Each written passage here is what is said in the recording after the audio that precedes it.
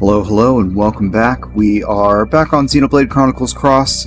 Some of these side quests are absolutely nuts.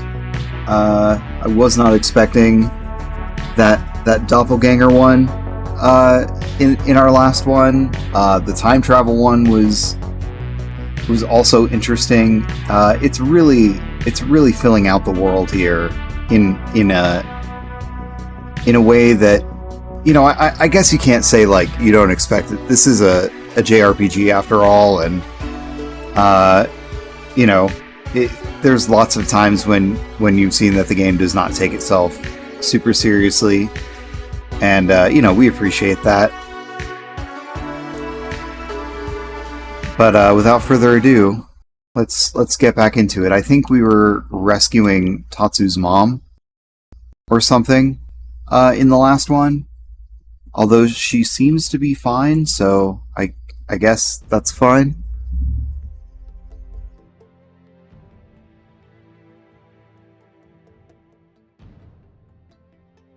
Alright.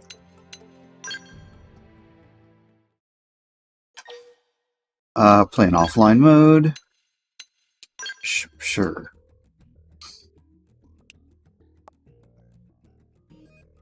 We don't really know anybody who's playing this game in real life. We're not doing any of the online stuff.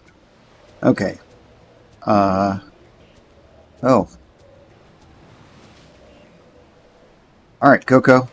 What do you have to say? Oh, I forgot to put my little Tatsu sloth up. There we go. Tatsu! Thank you. Friend saved life of Coco. Mama Pan, what happened to Big Fish for Little Pan? Ah, yes. Well, it became snack for ugly critter friends just pounded. Oh, what will Little Pan eat? Why, ugly critter, of course. Now be good Tatsu and help Mama Pan carry it home.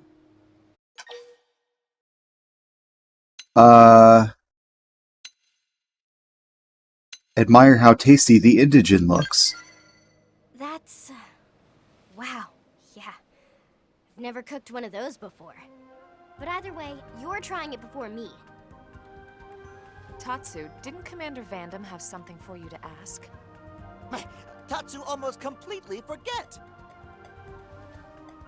Mama Pan, Mustache Man and rest of New LA have request for Dodonga Caravan.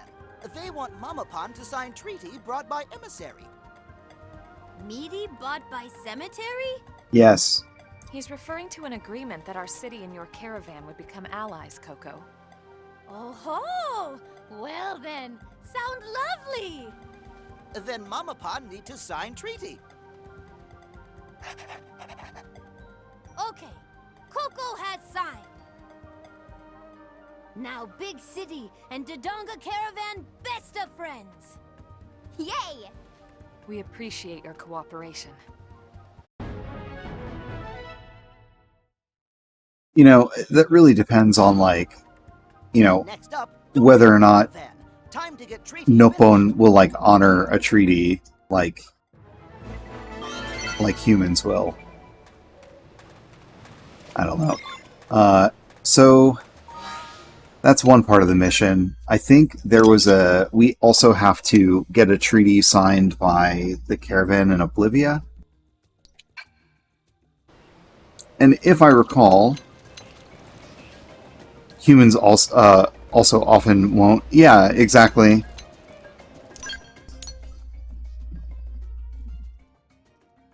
That is absolutely true.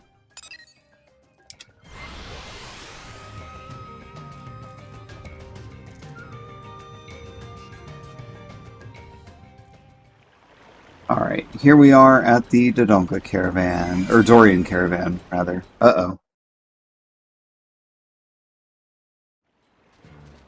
Oi, oi, oi!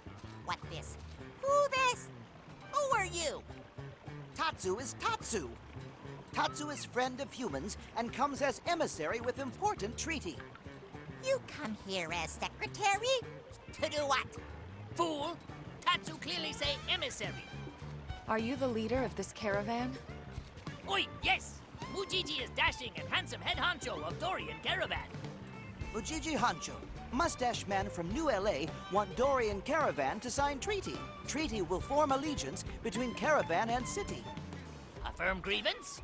Caravan do something wrong? No, allegiance. It just means Mujiji and New LA humans become friends. Oi! Mujiji know what alley gents are. Mujiji not stupid. So, do you think maybe you could sign it? That depend on show of goodwill from friends of Tatsu. Oh boy. Will? Oi! Friends want to form brotherhood with Dorian Caravan? We have already done a Then favor for them Mujiji before. need contract fee first. Fee? How much Mujiji want? Mujiji settle for this much. Seriously? That much? 30,000 credits?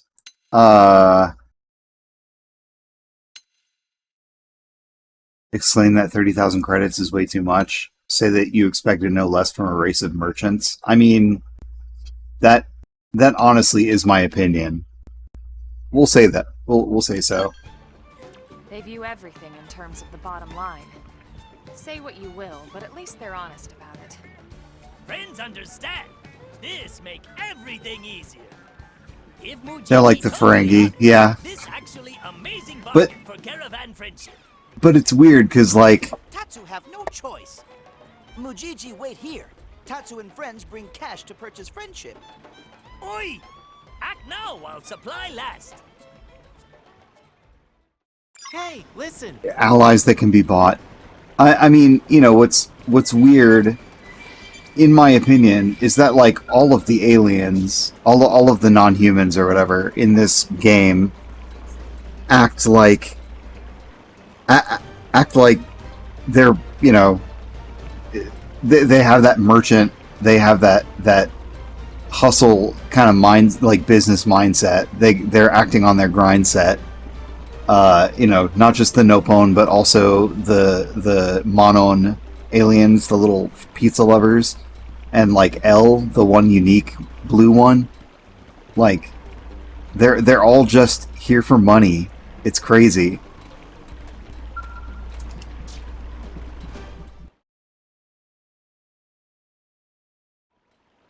Friends bring contract fee? Yep, pay 30,000 credits. Yes! Payday! Whole caravan get loopy on pollen orbs tonight. All the fluff shrooms we can eat. Joining Mujiji Caravan was best idea ever. Oi! Mujiji said so, right? Oh my god. Yes. This is going to be a terrible allyship. Mujiji happy to sign treaty now. All signed. Yay! We bought friendship. Thanks for your cooperation.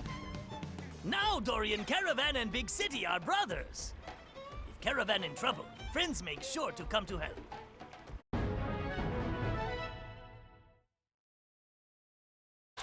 I mean, it's really confusing to me too, because, like, Now we report back to Mustache. you know, New LA probably has its own credits, and like the Nopon that were here already probably trade in their own thing, and like none of that's ever been discussed.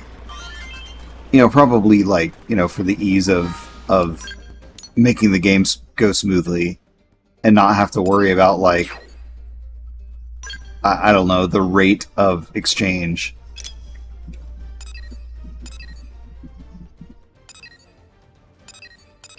Oh no, that's the East Gate. Where are we going?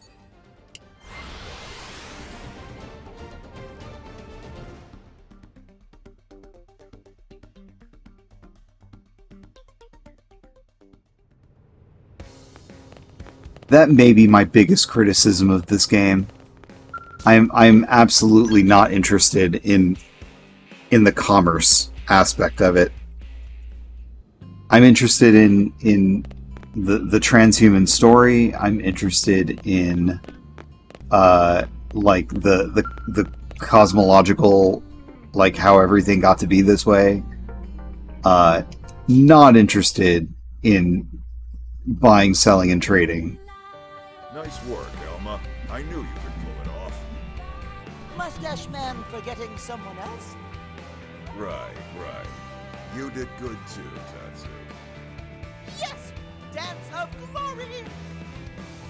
We can expect even more dealings with the No-Pawn caravans now. More no pun coming. I thought I changed the sound settings, but like the music is still kind of like drowning out Go the other way. the dialogue a little bit. Caravans. Tatsu's little brothers and sisters are super cute. Lindley dumped Tatsu for younger and cuter model already?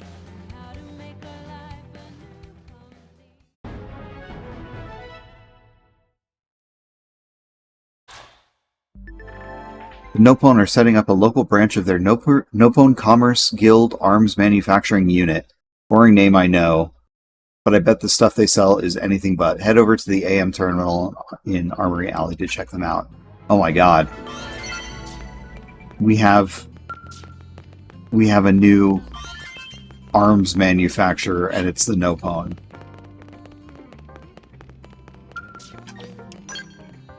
Please tell me that there's a Nopon Gatling gun.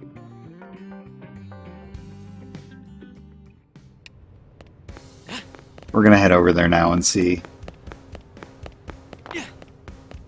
As for Blade, Alright, manage arms manufacturers, the Nopon Commerce Guild. Let's go ahead and drop them a whole bunch of credits. A whole bunch of Myranium.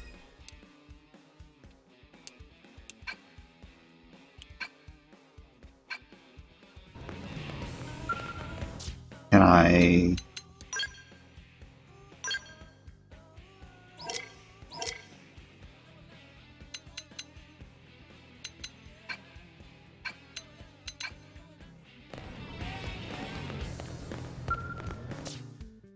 Alright, what do they have in stock?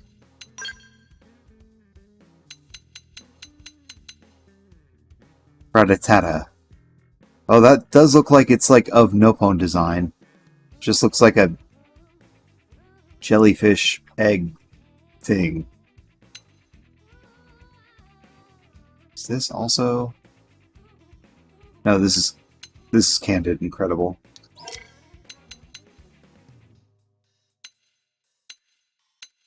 Back attack plus, huh?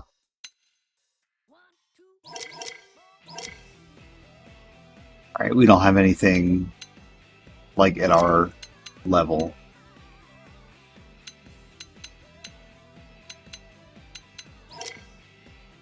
Okay. We probably have to get their shop level up higher. Interesting. Alright, I'm going to take a look around the map real quick and see if there are any other...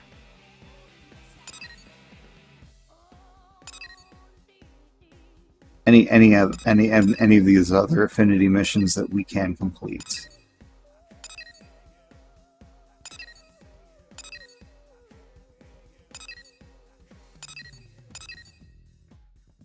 What was this one? No, this one. Chapter 6. Okay, so maybe we do that one. This one's also Chapter 6.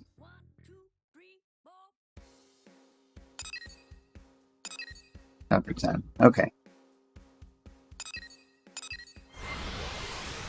I don't remember if we're on Chapter 5 or Chapter 6, but in any case, we should be able to do this affinity mission soon. Hey. Progress requirements not met. Okay. So before we do any of that, like we said last time, we've got a bunch of heart-to-hearts that we can do now that we've unlocked pets. So let's do some of these. This one's with HP. I think HP is in our party at the moment, so... Oh, Bose's got a heart-to-heart too. Oh, man. Neil. All kinds of people.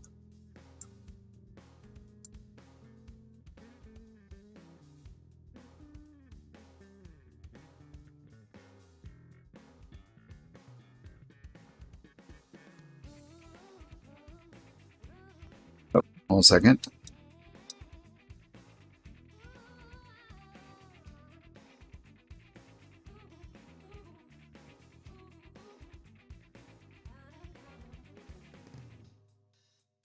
Um, um, um, um, um.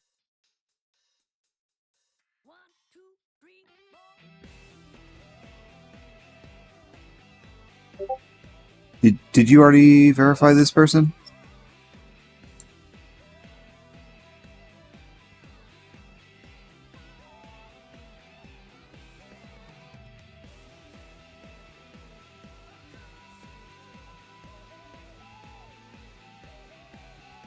Ah, alright, sorry. What was I doing here? Oh, that's right, heart to hearts.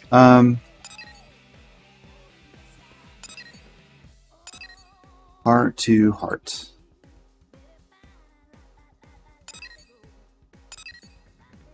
I guess we just go around and do these. What was this one? Neil? Sure.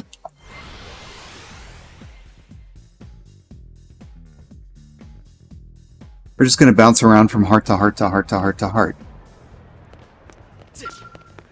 Huh. Don't say. Did you hear? Oh. Where am I going? Huh. Where are these new people?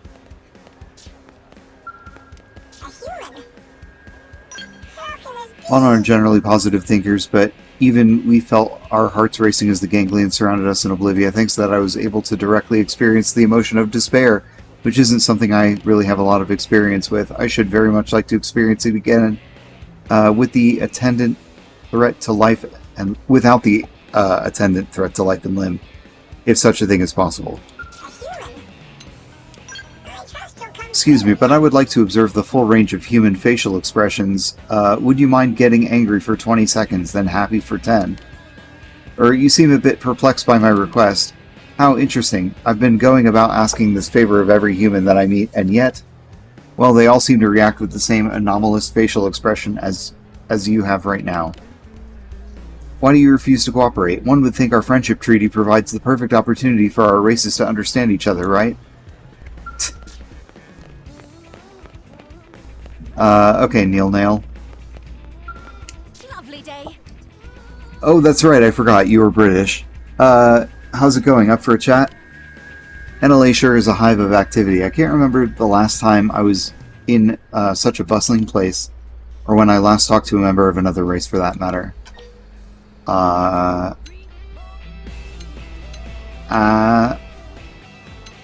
Ask about the past travels, ask about the clue system. Oh, you want to know about the clue? Or Clarion, whatever, clue. I'll be so happy to tell you. You might think we're a bunch of recluses and nepotists, but the clue is actually a truly wonderful star system. There's so much nature and so many different ecosystems, and the climate is so temperate and pleasant. According to old Sumerian lore, we think that the Clue homeworld was the first planet they settled on in this universe. Oh, I wish you could see for yourself, but sadly, Clue now strictly forbids entry to any outsiders. As a Clarion myself, I wish I could do something about that, but sadly, it's quite a deep-rooted issue. Let's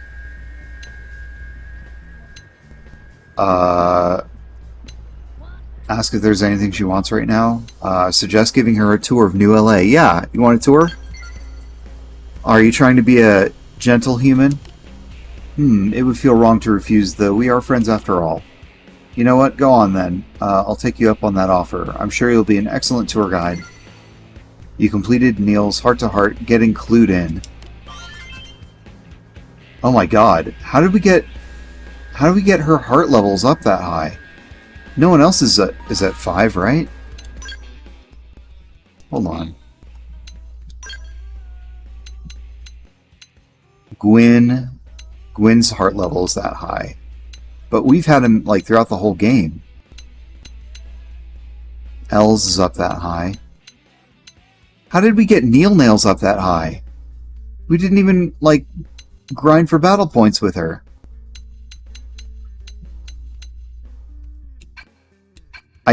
Maybe it's just that... Because L's is up that high, too. Maybe L and Neil Nail are because they're Xenos, like, they already have, like, a high affinity with us or something? I don't know. I don't know. I don't know. Maybe there's something about that. Great. Hello, Cheche. Ask Cheche about Mira. Human friend very smart. Know exactly which Nopon to go to for answers. Cheche knows all about your frontier nav. It is big wonder machine for gathering information about Mira, right? Wrong. Compared to extensive mental database of Cheche, frontier nav is only oversized toy. But lucky for friend, Cheche willing to part with juiciest secrets of Mira for low price of 1 billion units or credits. Such deals. Meh, friend cannot pay this entirely reasonable sum. Such shame. Cheche ready to throw in meaning of life for free too. Let's discuss recent developments. Thanks to new friendship treaty, Nopon friends of Cheche already pouring into city. Cheche able to point them at best restaurants for modest price. Also provide business advice for very reasonable commission. New Nopon very eager to make Cheche filthy stinking rich. Meh, Cheche just love new human friends. Friendship treaties like gifts that keep giving.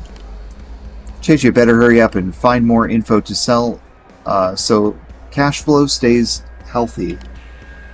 Alright, now I have a new theory about the planet Mira and like where cosmologically we're supposed to be in this whole thing. I'm going to do this heart to heart first, and then we're going to talk. Oh, afternoon. We're in afternoon, right? Early evening.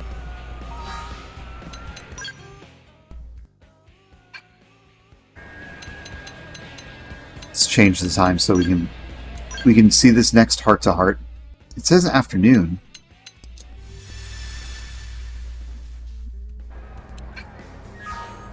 Yeah, heart to heart. Oh, is Lynn in our party right now? No. Hold on. Ow. Oh, sorry, guy.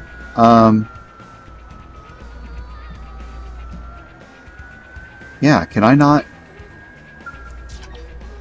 Requirements. View first heart to heart. We did see Lynn's first heart to heart. Her first heart to heart was like with oh no, that was an affinity mission. Oh my goodness, have we not seen Lynn's first heart to heart? Maybe not. I thought like fixing that machine with her was but that must not be it.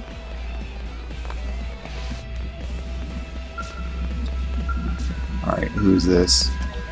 Bose in the morning. Oh boy, Bose.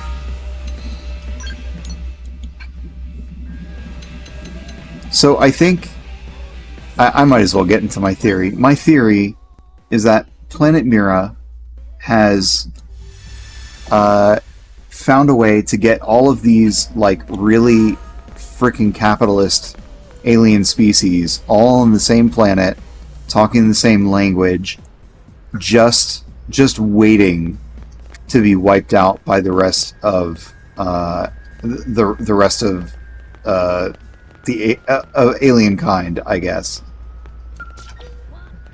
Hey, is it not morning now? Morning. Bose's not in our party.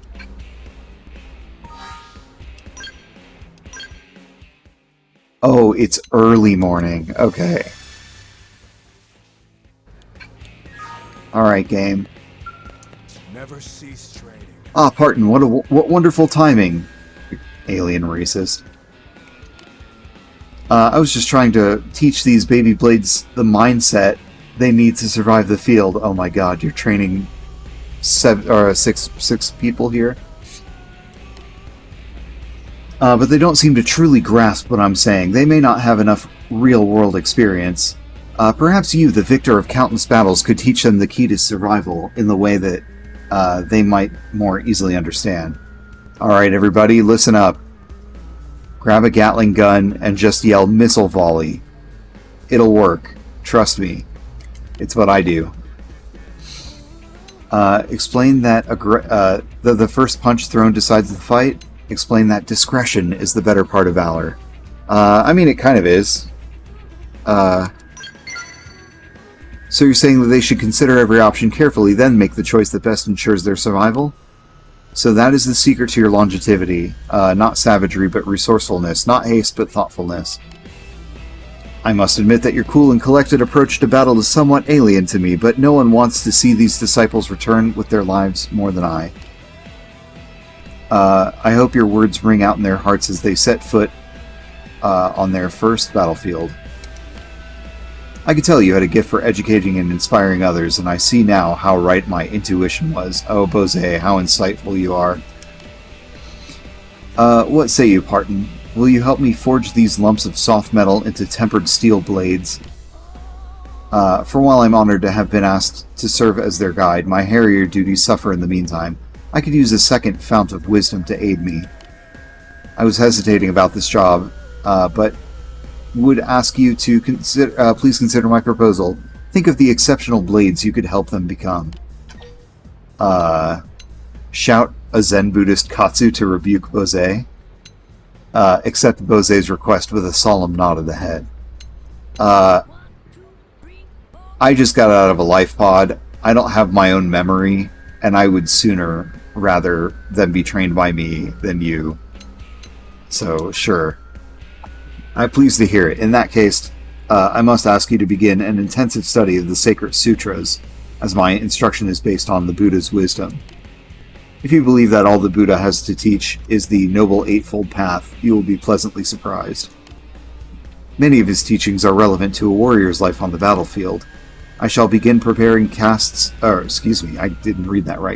of the most essential texts, and have them shipped to your room immediately. Read and memorize each before starting the next. How I look forward to lengthy discussions of the Tripitaka, whatever that is, during your study breaks. You completed Bose's heart-to-heart, Preacher Man. And then all of the students disappeared. Alright. Who are these two? Quince and Quinquad.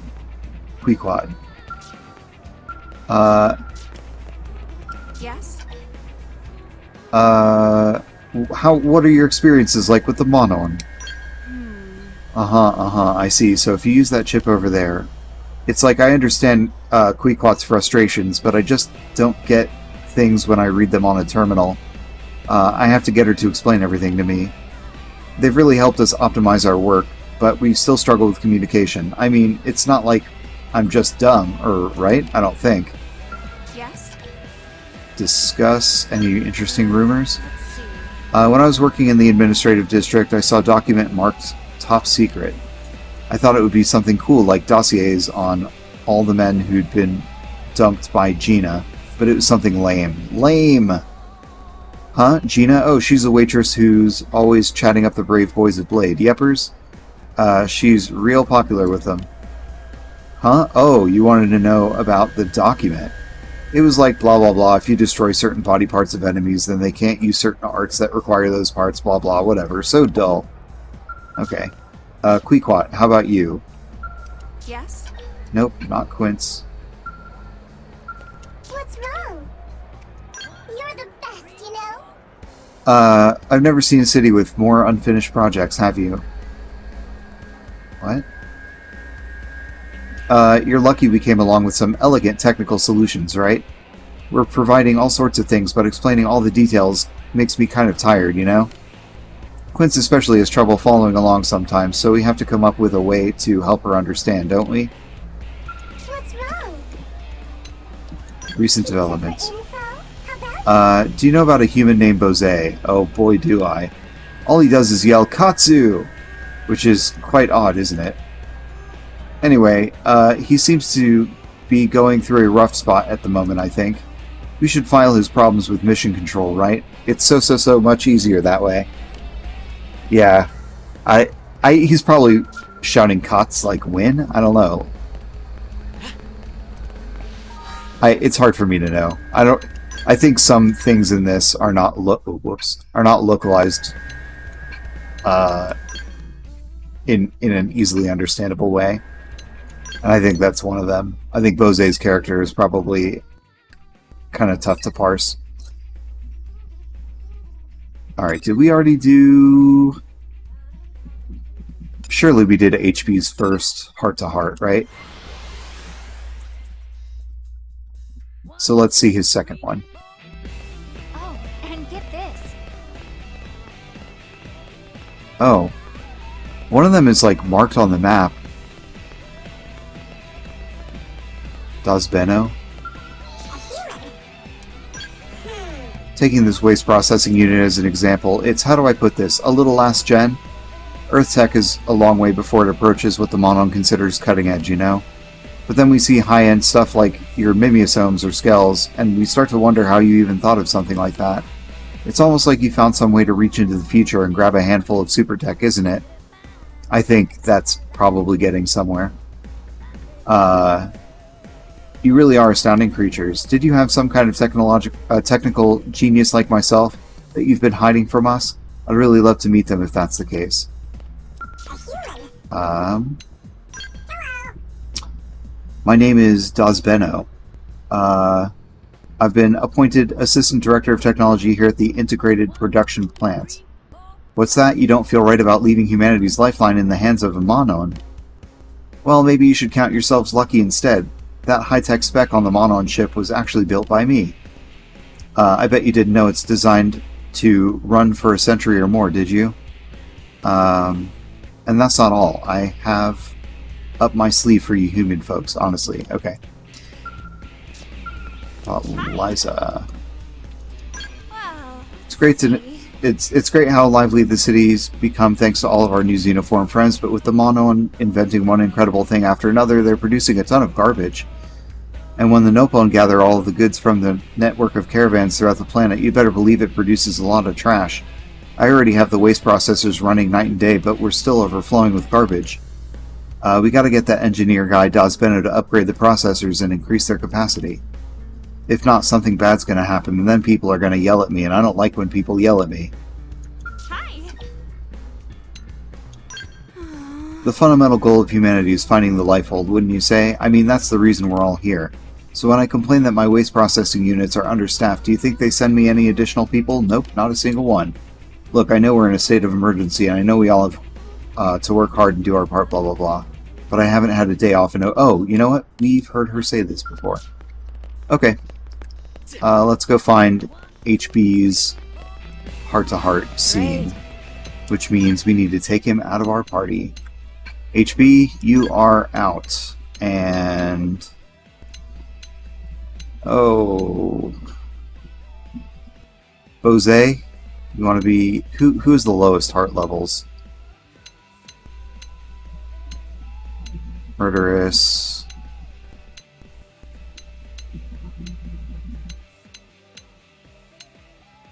Murderous or Irina?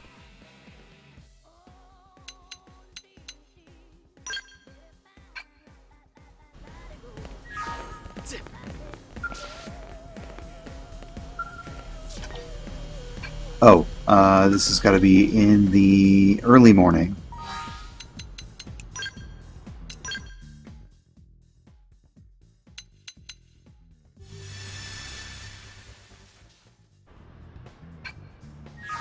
Alright, HB. Good morning to you, Pardon. I'm pleased to see you awake and hard at work at this earliest of hours. Were you just passing by? As you can see, I'm performing an inspection of the integrated production plant. Commend HB for doing Blade HQ's job. Clarify whether or not HB is a mediator. Inquire. I see you've learned nothing from our last encounter, and I grow weary of having to remind the likes of you. Once again, I'm a Pathfinder. Pathfinder. I heard that since the Xenoforms arrived here in NLA, the integrated production plant has been running at full capacity day and night. If any sort of trouble were to occur here, it would be a serious setback for Blade, the civilians of New LA, and the Xenoforms alike.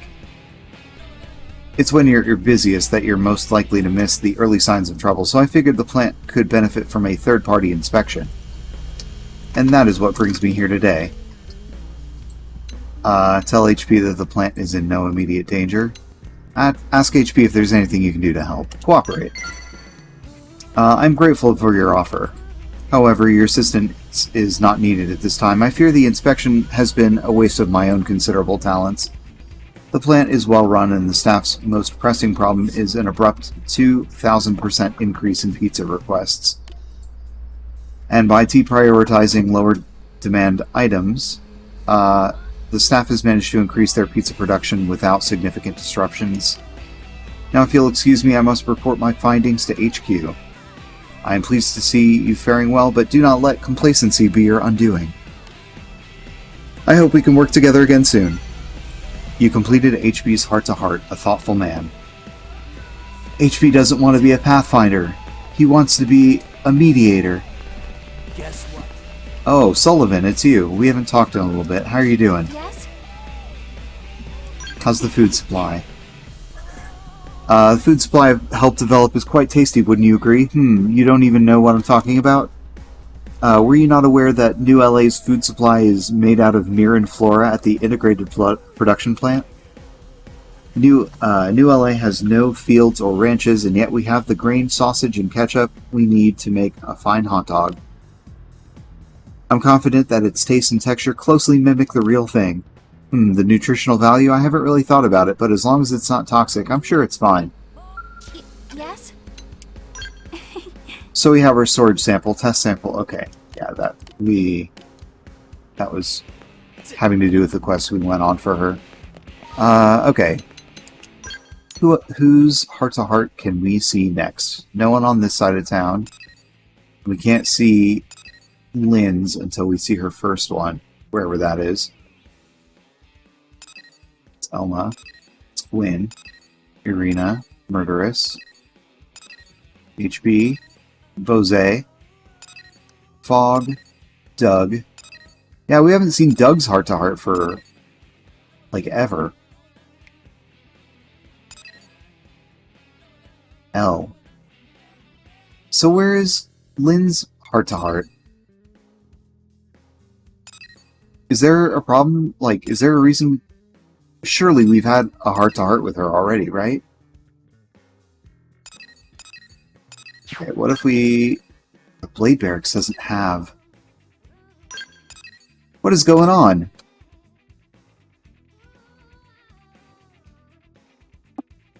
Is there something else that needs to be done here? Pet dog. Afternoon, heart-to-heart. That's so weird, I don't get it. Okay. Maybe, do we have to have, like, the dog out in the barracks? For that to work?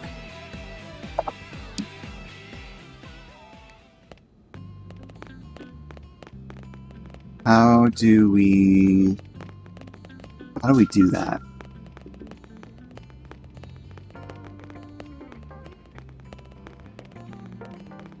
Not here. There's no opponent in a cage. All kinds of fun statues that we've been able to find. I just don't remember where we choose what pet we want. Customization center. Is this where we do it? Point attack, change the vision, barracks customization. Pets. Labrador. Is that what we have to do? We have to change our pet?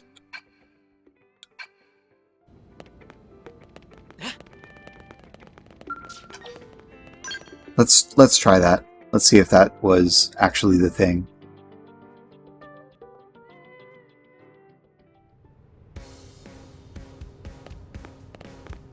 Okay.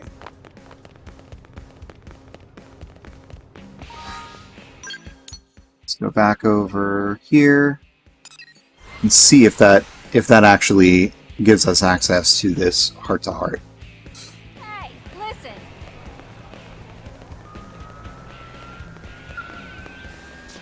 Afternoon. I think we are just past afternoon, so we need to... Oh no. There we go. It was morning. Alright, it's Lynn and a dog. This little pup seemed lonely, so I took him for a walk. He wouldn't stop licking my face, and now it's all sticky and gross, plus it smells like jerky.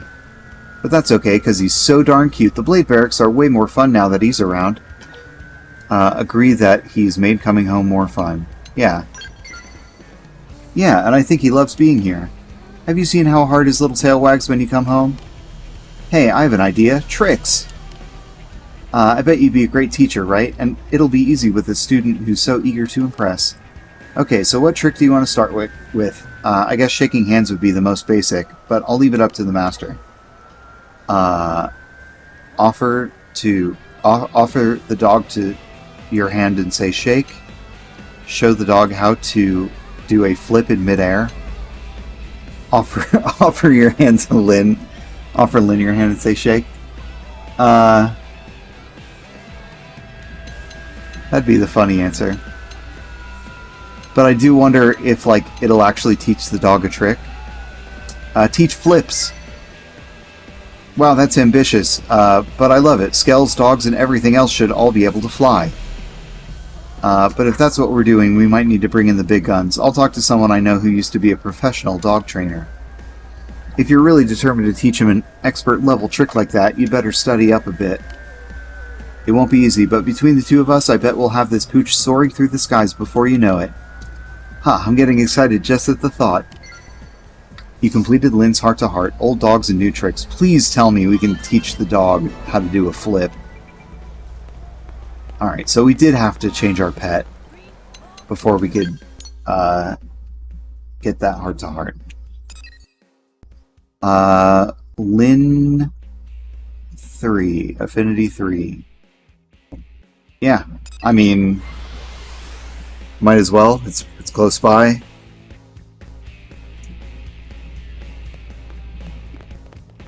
So we got everyone's heart levels. Oh no, where are we? Oh no, we're under here.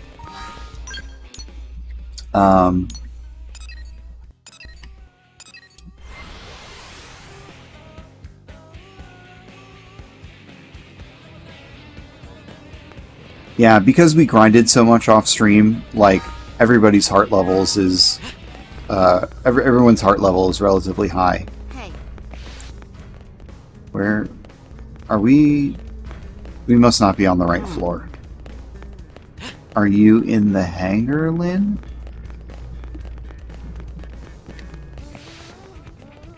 What do you have to say? Oh, and get this. Fearless progen that's making life difficult. Near the cliffs in Oblivio's King's Falls. Huh.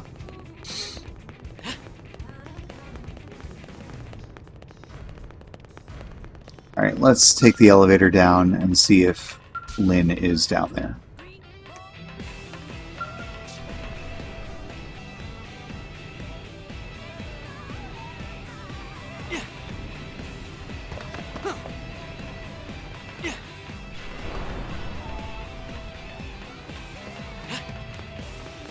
Alright.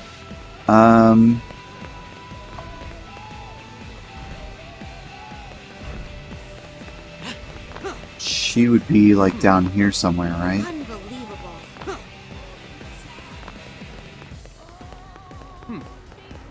Right?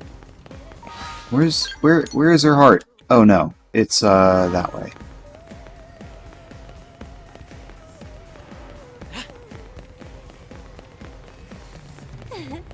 Anyway. Yeah, I'm seeing this rumor where it says Lynn is popular with the ladies. That's interesting. How do I even get over there?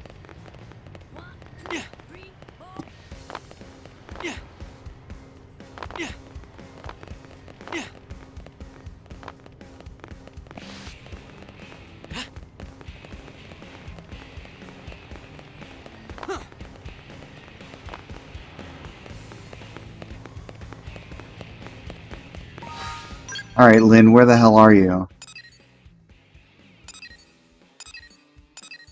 Blade Barracks? Like, what level are you on?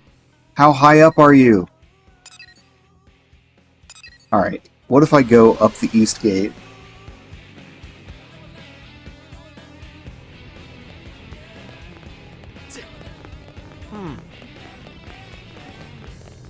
maybe that's where I can find you.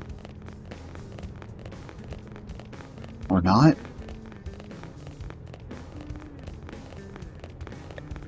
Let's triangulate this position.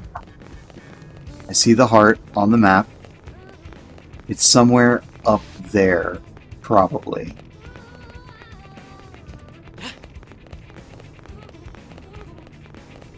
Some stairs here. Did you hear? Listen. No. Ah, here she is. Okay. Oh, you really are popular with the gals. Alright.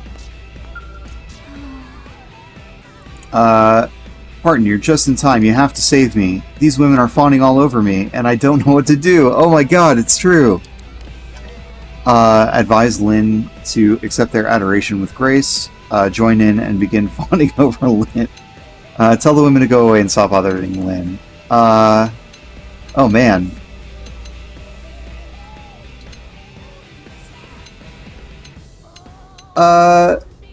Sure, accept it.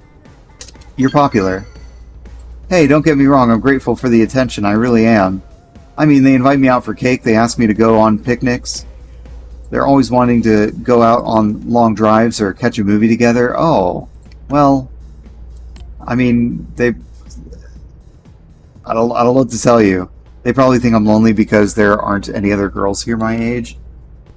That's really sweet and all, but I can't possibly do all that stuff in a single day off. Say she could do it all if she made a mission out of it. Tell Lynn she should focus on a single activity. Yeah, you could do it all.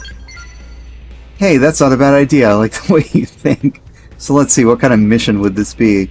Oh, I know, I'll invite everyone on an adventure and go search for one of those great picnic spots we keep hearing about. We can drive there in my Scale, eat some cake, and relax under the sun. Then come back home and catch the latest kaiju flick before we crash. Mission complete. Yeah, enjoy your gay harem day in your Scale. But hey, wait a minute. If I turn my day off into a mission, is it really a day off anymore? You completed Lynn's heart-to-heart, the popular girl.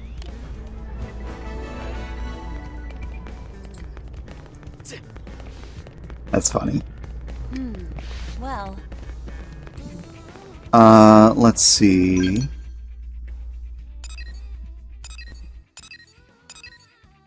Who knew that so many women in Blade were like lolicon or just, I don't know. Is it Lynn specifically? But then again, you know, we haven't run into many other like young people in general. Like, we haven't met any kids outside of Lynn, really. Huh. That's interesting. The only kids that I can remember seeing are like Milpone kids. Huh.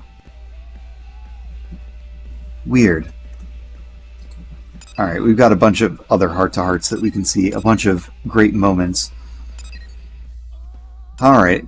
Elma requires a cat, so we can't go do Elma's heart-to-heart, but we can go see Gwyn's heart-to-heart. We'll have to go back to the barracks to change our pet around. I kind of want to keep the dog there because I know there's a heart-to-heart that requires a dog for Doug.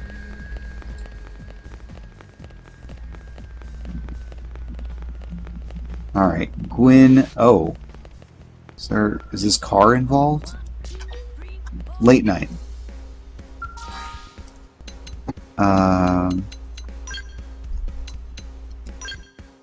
Change time. Night. Late night. Alright, Gwyn. Leon. Evening, Parton. It's rare to see you this late at night. Ask Gwyn if he and Matthias are enjoying the nightlife. Oh, he and Matthias are hanging out. Okay. He seemed kind of critical of Matthias, though. I don't know. I wasn't expecting them to hang out. Whoa, easy. No need for the seedy air quotes. We're just taking a break between some really rough missions is all. We just like to get together here and talk when we both have a night off. Actually, we were just reminiscing about our childhood dreams. Matthias wanted to be a race car driver, still does in fact. He's even looking to buy a sports car just so he can speed around New LA. I told him if he'd quit the Mediators and join one of the divisions that leaves the city, he could go four-wheeling around the plains. But he's not really a rally car type. It's got to be a sports car or nothing. So what did you want to be when you were a kid, Parton? I don't have my memories, right? Ask Gwyn about his childhood dream instead. Tell Gwyn it's too embarrassing. Sure, let's tell him it's too embarrassing. Wow, you're that ashamed of it? It must be terrible.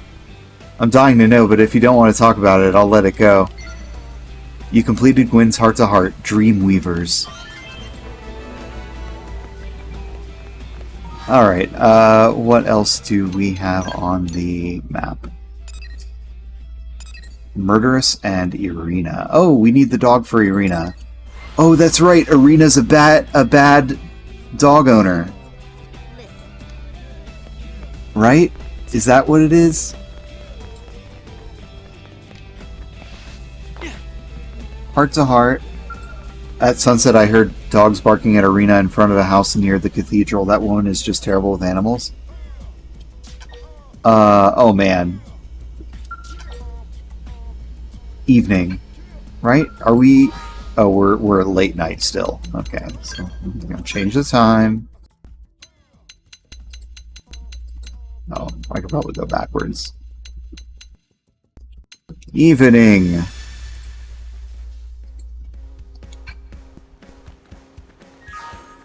Alright, Irina. Your friend Murderous is here to see you be bad at dogs. Hey, what are you looking at? Pardon, just who I wanted to see. That dog of yours was wandering around, so I tried to bring him back to your place. But then he started barking and growling at me like some kind of mad indigent. What the hell is wrong with that mutt? Say you're sorry for not training him better. Chastise Irina for making your dog feel threatened. I made him feel threatened. I didn't do anything.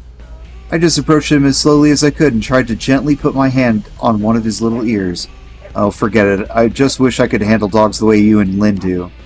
You gotta teach me the trick. I mean, I'm an interceptor who squares off against indigents all day, you know?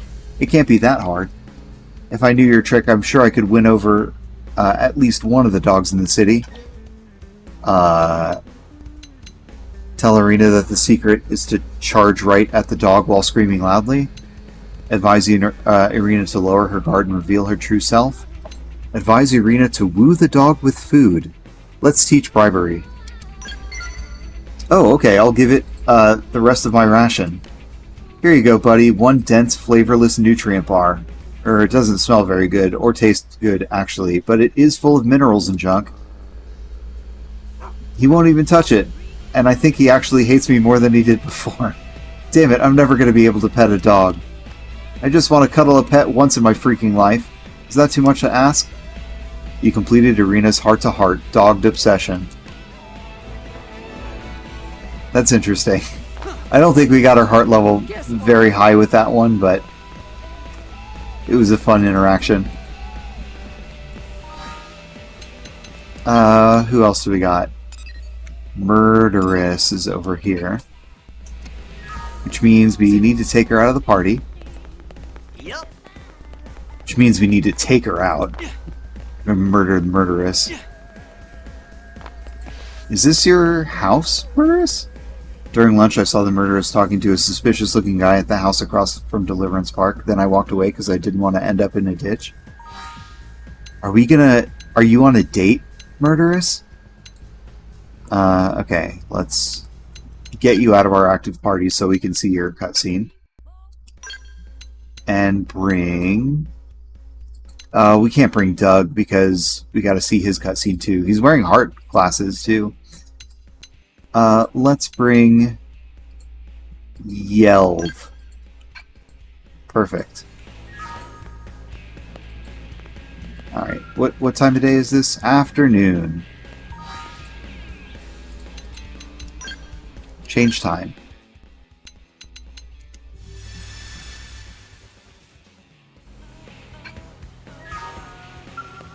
keep it down.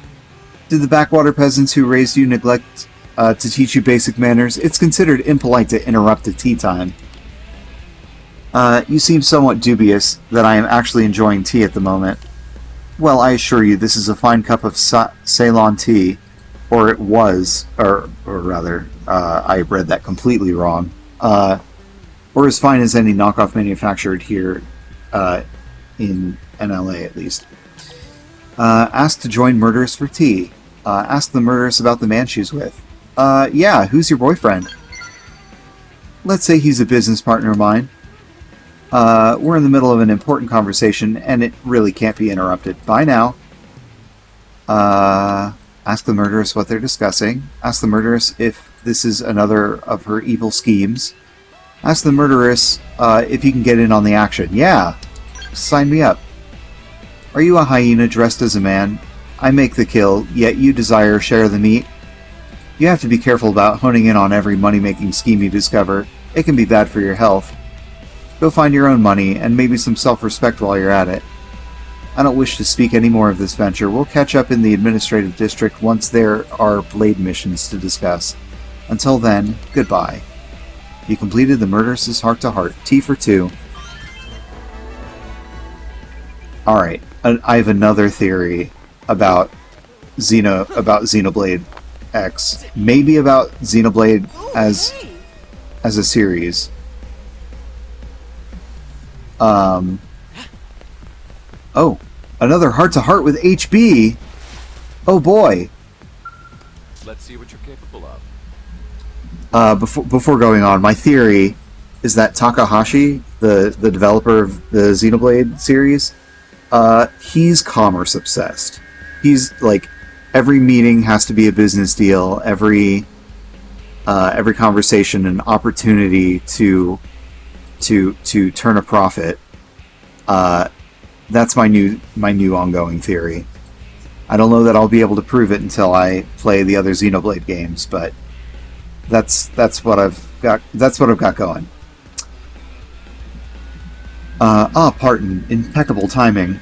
Would you be so kind as to drag me out of here? Flatly refuse HP's request. We hate you, HP. Nope. I see. If I may be so bold, sometimes I question your judgment as a blade. These ladies believe that I am humanity's only hope and will stop at nothing to curry my favor.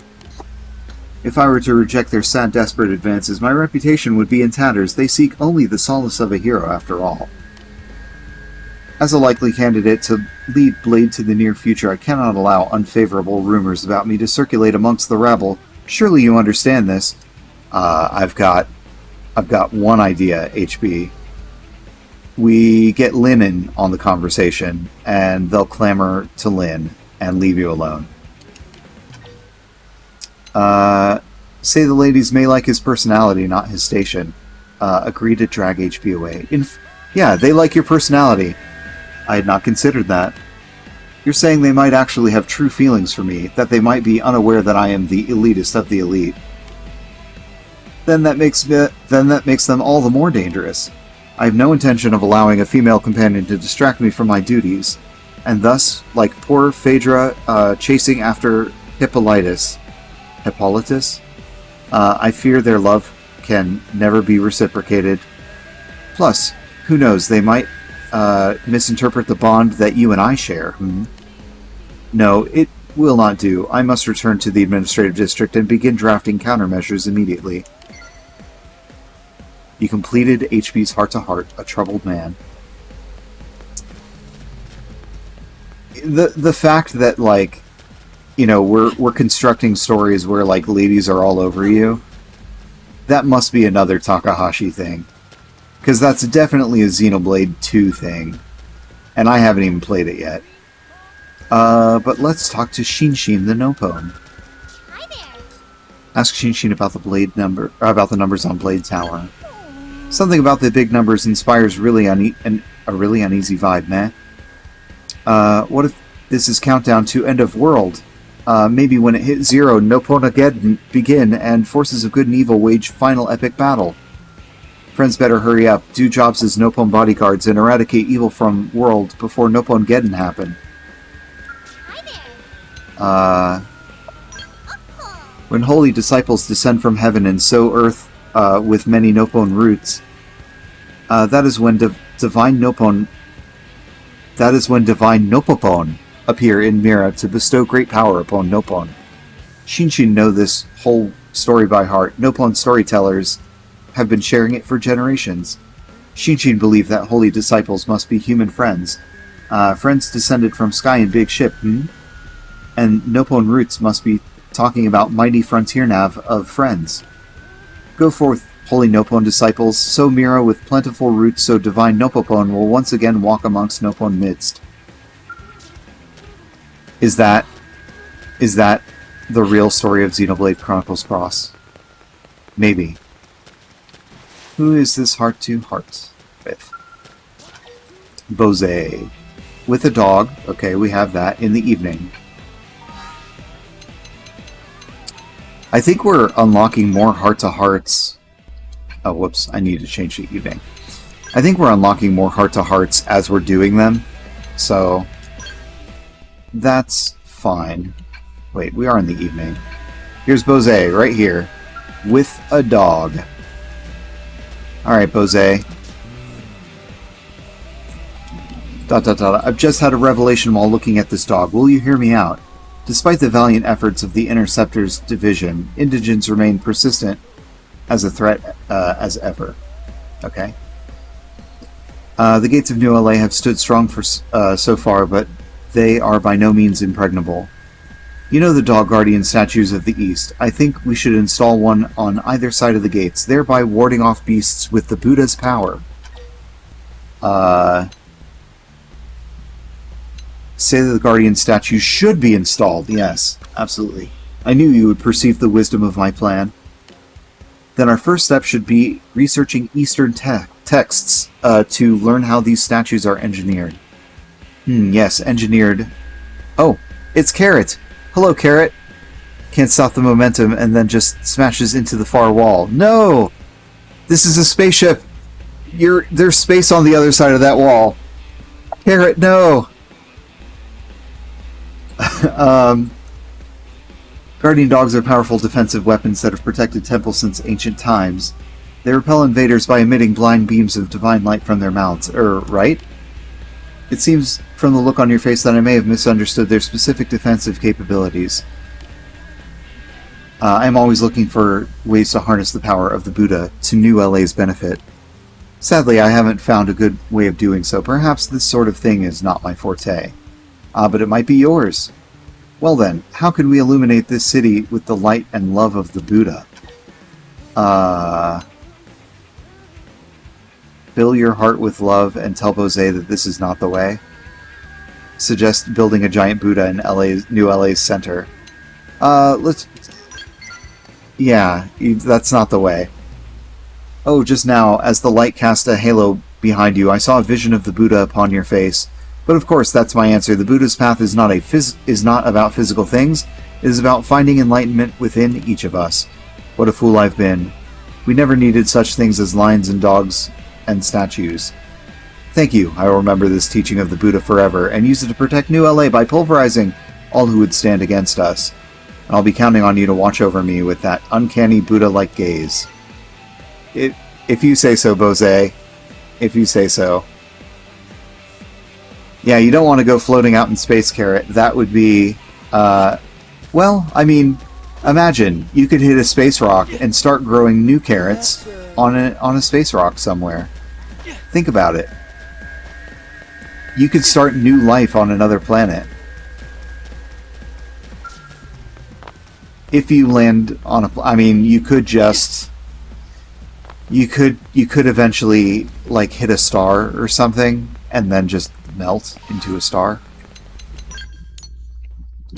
Oh yeah, we can't do Elma's yet. Wow, early morning with a dog. Gwyn needs a dog. Fog does not need a dog. Fog needs a cat. Doug needs a dog. Okay, so we got 1, 2, 3, 4 that require a dog. All right here in this area. Very convenient.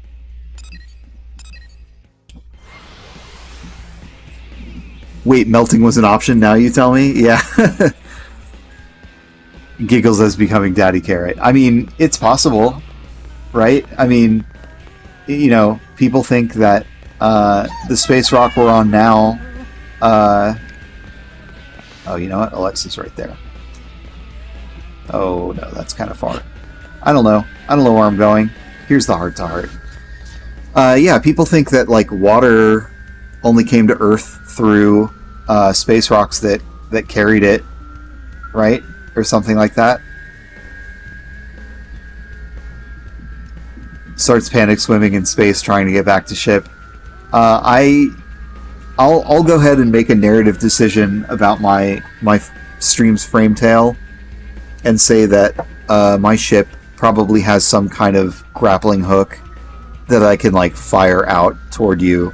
You know, some kind of like lifesaver kind of ring that I can toss out.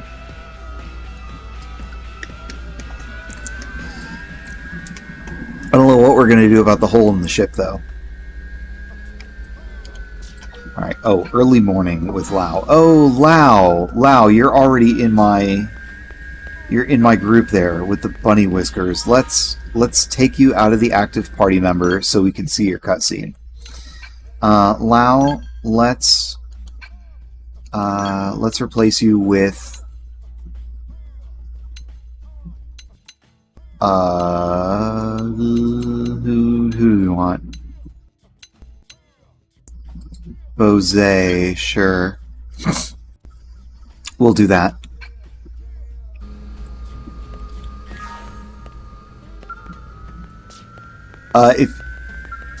If the thing grapples you, I'll go ahead and like push the button that starts reeling the line back in. I'm gonna say it probably goes to like a little door on the bottom of the ship, and not through the hole that you just created in the hull.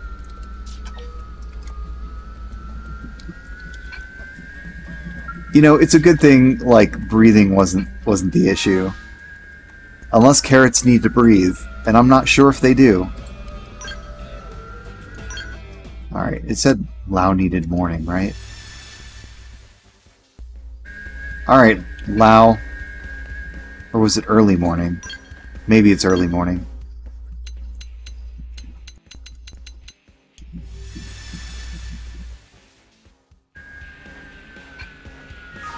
There you are, Lau. You and your whiskers and your dog. Hey there, Parton. I thought you'd take a breather there, but I can't relax with that damn dog wandering around. Oh, are you a dog hater, Matt Mercer? Ask if Lau hates dogs.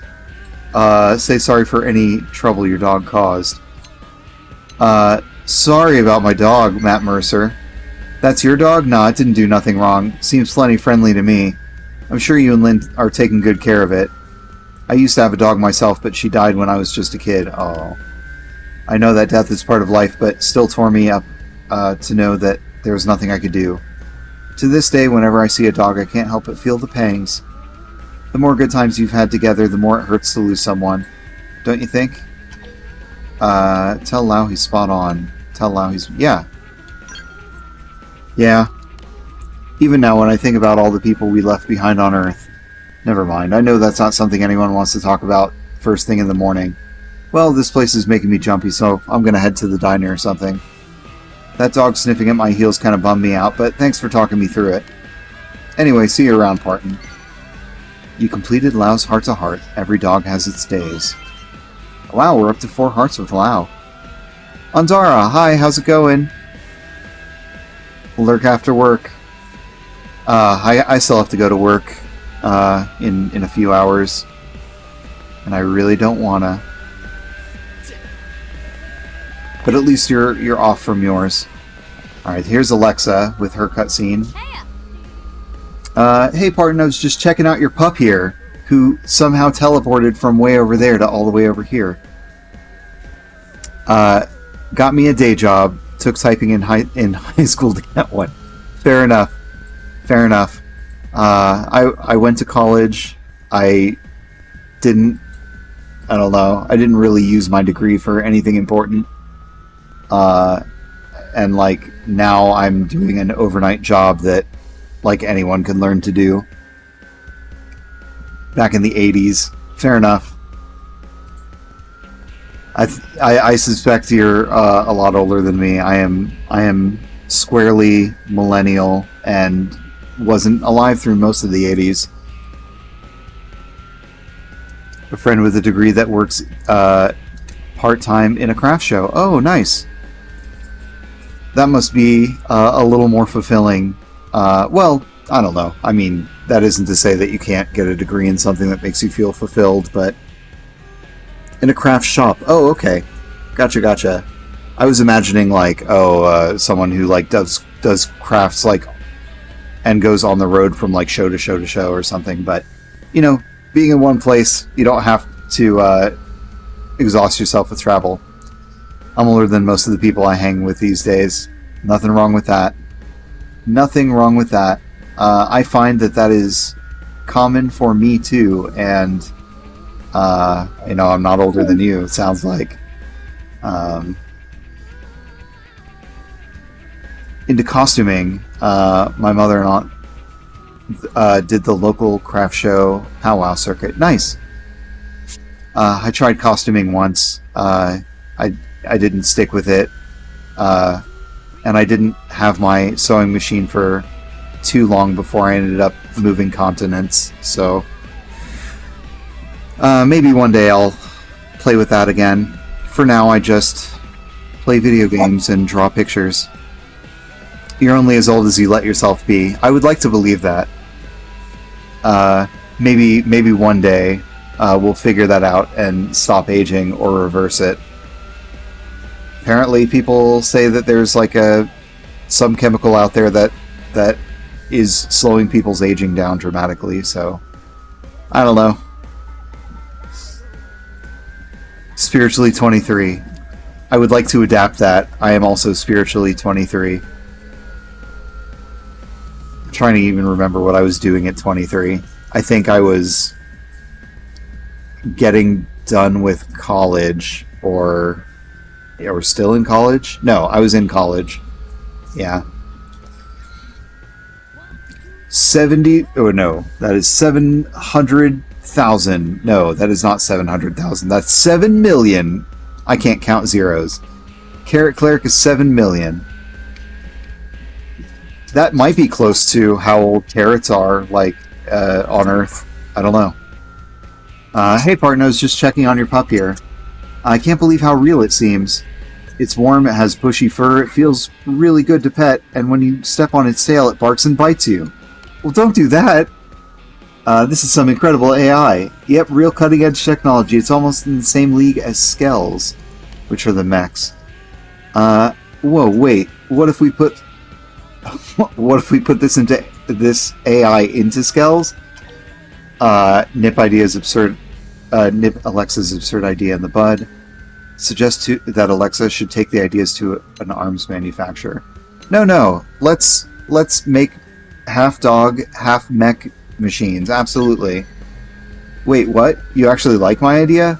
Well, hot damn. I'm glad someone does. I know Tika would just shoot it right down. When I suggested a while ago that we stop producing cars for NLA, New LA, and focus on civilian scales instead, she actually slapped me in the face. And then she said she was saving the backhand slap return for my next stupid idea. It wasn't always like this. Back on Earth, I was just a normal civilian cadet, military cadet, studying behavioral sciences. Who'd have thought I'd become such a Skell fanatic? I was doing community college and working part-time at Medieval Times. You got bronchitis there. Oh no. It demanded you wear flimsy costumes and wouldn't give us the ticket booth capes like they did of the ticket takers. Oh. That's a shame. You know, I'm glad that Medieval Times has unionized now. That, like, honestly, they've made such progress with that over the last couple years, and I'm very proud of them. Management really fought them on it, but like what are they going to do? Like, kick out all their talent? Like, they can't just keep training new talent for something like Medieval Times. Like, you should keep the good ones. You should keep people who know what they're doing in that sphere. At 23, I was working 2 full-time jobs for the 9th year in a row at 90 hours a week. Man, when you earlier in chat when you were saying you didn't know melting was an option, like it sounds like you were on the way to melting. I could not do 90 hours a week. I'm already in a bad mental health state at 40 hours a week.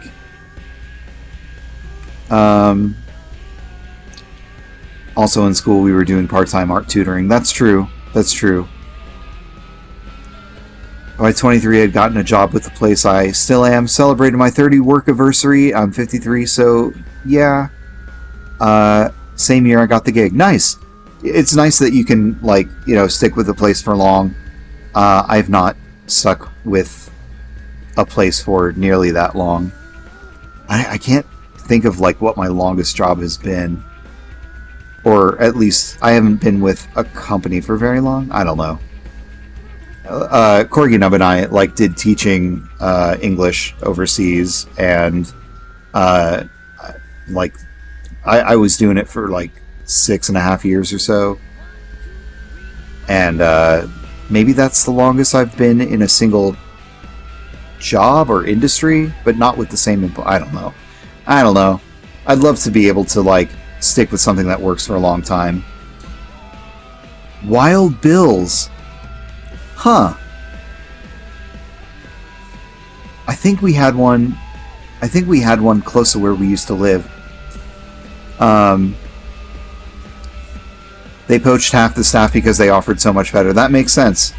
And honestly, couldn't blame anyone for moving over. Comfy with my workplace, and they get that I have ADHD and will work with me when I'm having a time of it. That's really important. I'm very glad about that. I surely you know that more than I do, but there are just a lot of really unaccommodating employers out there. I think we had a Wild Bills in this place in the Atlanta area. I would hear ads on the radio for it all the time when I was younger. Tell Alexa that you're. I don't believe there's a Medieval Times in Atlanta, so I don't think we're in the same area, or we're in the same area. I'm not in Atlanta anymore. It was in Gwinnett County. That's where the Wild Bill was. South Cali. Okay, cool. Well, I'm playing in New Los Angeles right now. This is exactly the game setting, because the Earth was destroyed, but they got a population from LA out into space before it was destroyed, and we're on another planet. But they're I don't know. We're in the remains of LA, kind of, in space. It's weird.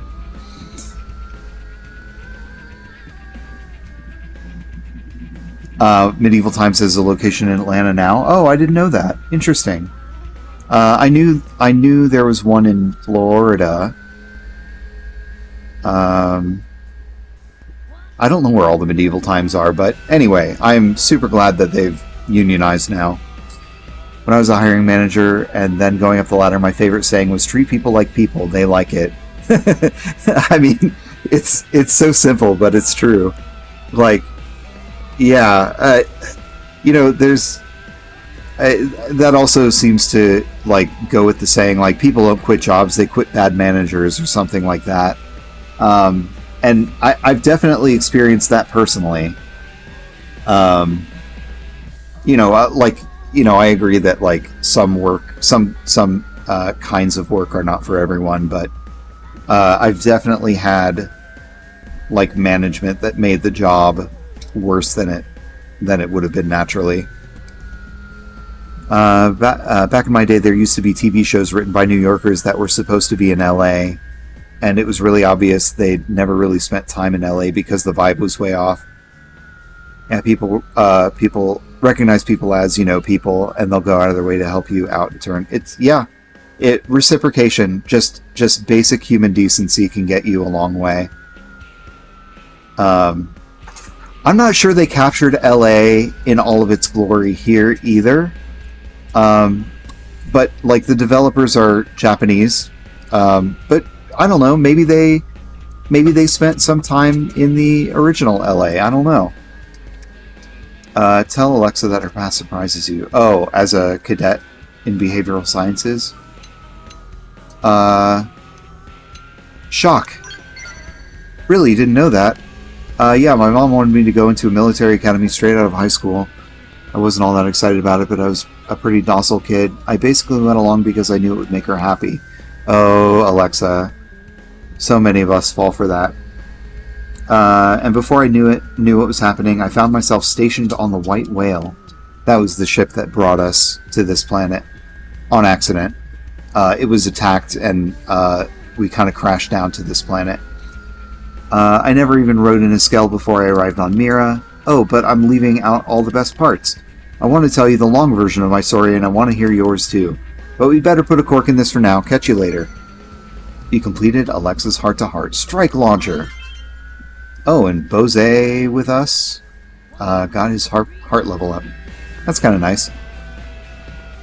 Hey, Kat. Thank you for the lurk. Got a lurk setting up to repo with the pack. Nice. Enjoy your time in repo. I definitely got my butt handed to me by a bunch of spooks in repo last I played. Alright, we're just seeing everyone's heart-to-heart cutscenes here. Alright, so Gwyn wants a dog, Doug wants a dog. Let's go see... Oh, there's Gwyn right there. Hey, check this. Hey, what's up? Hey, Parton, how's it going? I was just petting that dog of yours. It's an adorable, what an adorable pup. It really brightened my day. I know it's a different breed, but it reminds me of this Yorkshire Terrier that lived in my neighborhood back on Earth. I was so jealous of that little guy. Jealous of the dog's food. Ask Gwyn if the dog had a beautiful owner he desired. Yeah, the wife of the family that owned the dog was actually a total knockout. They were really wealthy, but nice too. They never rubbed it in anyone's face. But no, that wasn't what I was jealous of. I was jealous of the way they treated that dog like a member of the family. It's better than the way a lot of actual people are treated. The whole family took it for walks every day. They ate together, they watched TV together. They were pretty much inseparable. Meanwhile, both my parents were so busy that I barely saw them at all. I spent most of my days alone, or maybe with friends. But now that I have a little more perspective compared to Irina, I came from a happy family. I mean, I like my parents, you know. That's why I wanted to spend more time with them. When I grew older and got a dog of my own, I felt a lot less lonely all the time. But anyway, yeah, sorry, I didn't mean to get all mopey on you. I just wanted to say that you have a really cute dog. Man, wouldn't it be great if all the indigents here on Mira were cute dogs instead of big slobbery monsters? Now I'll never get that image out of my head. You completed Gwyn's heart-to-heart canine conversation. Aw, Gwyn. I'm sure at some point we'll hear about Irina's sad backstory as well. Okay. This heart-to-heart is with Doug in the afternoon. Afternoon.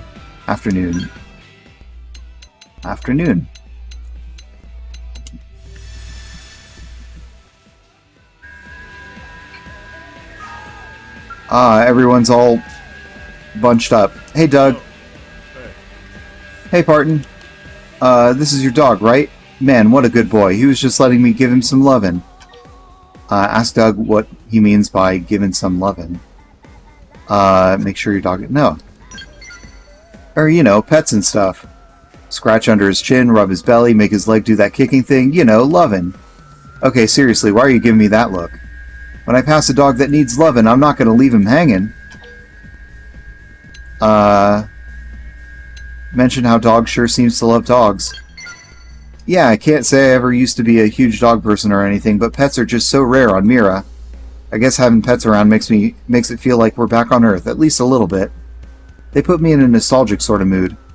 Makes me think back to a time when my parents and my brothers and I would play with our pets in the backyard without a care in the world. But I'm not really the sentimental type. I know brooding about Earth is Lau's thing. And I don't want to step on his turf. But I guess there's a part of me that longs for Earth all the same. Alright, that's enough wallowing in homesickness. I've got missions to complete. But if you ever get a line on a job with a big payoff, hook me up.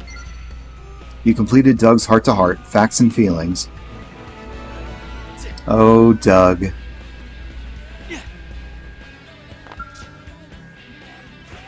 Oh, we're in a pool. Who are you guys? Wilbur and Pepper? I don't think I've met you guys before. What is it? Damn it. How much longer must I endure that giant ship? I didn't have any manor... Oh, huh? I didn't have my manor built on the finest real estate in the city just to have its view completely obstructed. Whenever I call Blade Command to complain, they just blather on about some friendship treaty and say they can't force the ship to move. Bosch and Blimshaw, I say. I'd like to do business with them if I could, but, well, I don't know that I can overlook this slight. Even all of my obscene wealth isn't enough to get that blasted ship out of the way. Hey, Red, how's it going? Good to see ya. What's up? We're just talking about these. We're just talking to these rich people about how where is it? That giant ship in the sky is obstructing their view. Ask Pepper about Commerce Guild, I guess. Nopone Commerce Guild? Why are we talking to her about the Nopone Commerce Guild? Okay. Yeah, the Nopone are big merchants and all that. Mirror life cards.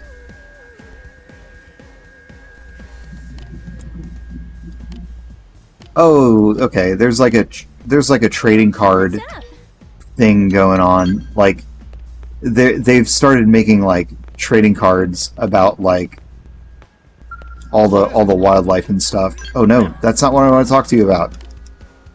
What is it? Yeah. Series of trading cards, real life cards.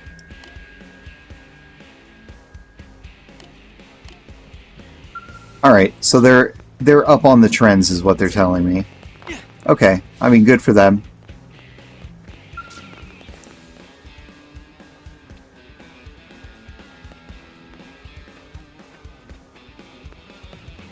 Alrighty, let's see here.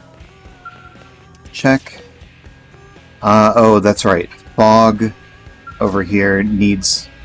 He's not going to have a heart-to-heart to talk with me unless we have, like, a cat out. So, what I need to do is go back to the barracks and trade in the dog that we have for the cat. I don't really understand why we can't just have both. Elma also needs a cat. Okay.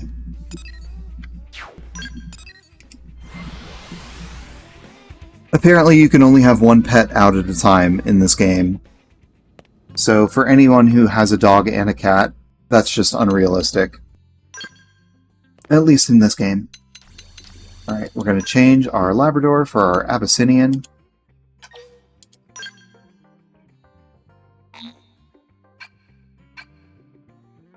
And we're going to take Fog out of our party.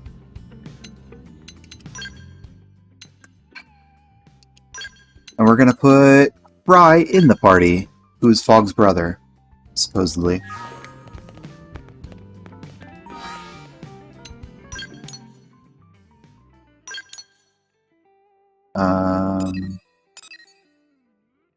Where are we going? Yeah, we can do Elma's, and then we can do Fog's. Or whoever. Fog's heart-to-heart is right there. We're getting to know all of our teammates, all of our crew. All right, Fog.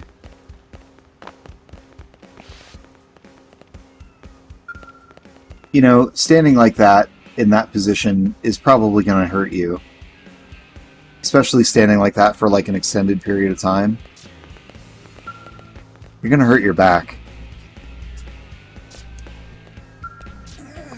Oh, pardon. Hello. It sounds like you're struggling. Dot dot dot dot dot dot dot dot dot dot dot. Ask Fog how his day is going. Ask Fog if he likes cats. Do you like cats? Me? No, not at all. Actually, I despise the wretched creatures. Really? Oh, wow. Damn.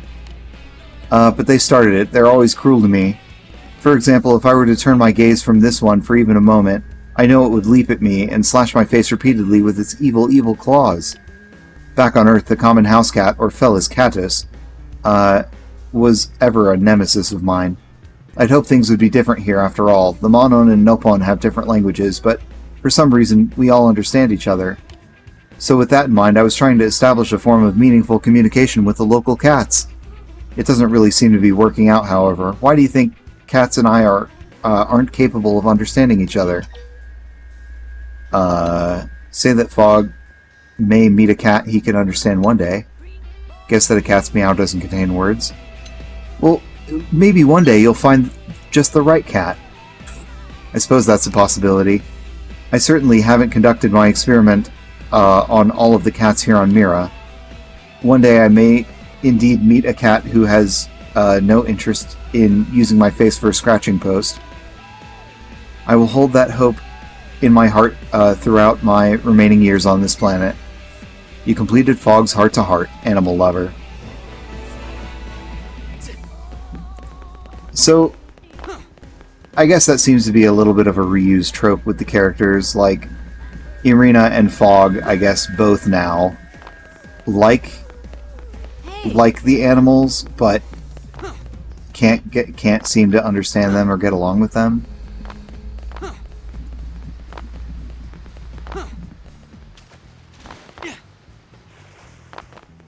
Alright, Elma, let's see what... Oh, at night? Okay. System, night, afternoon, night.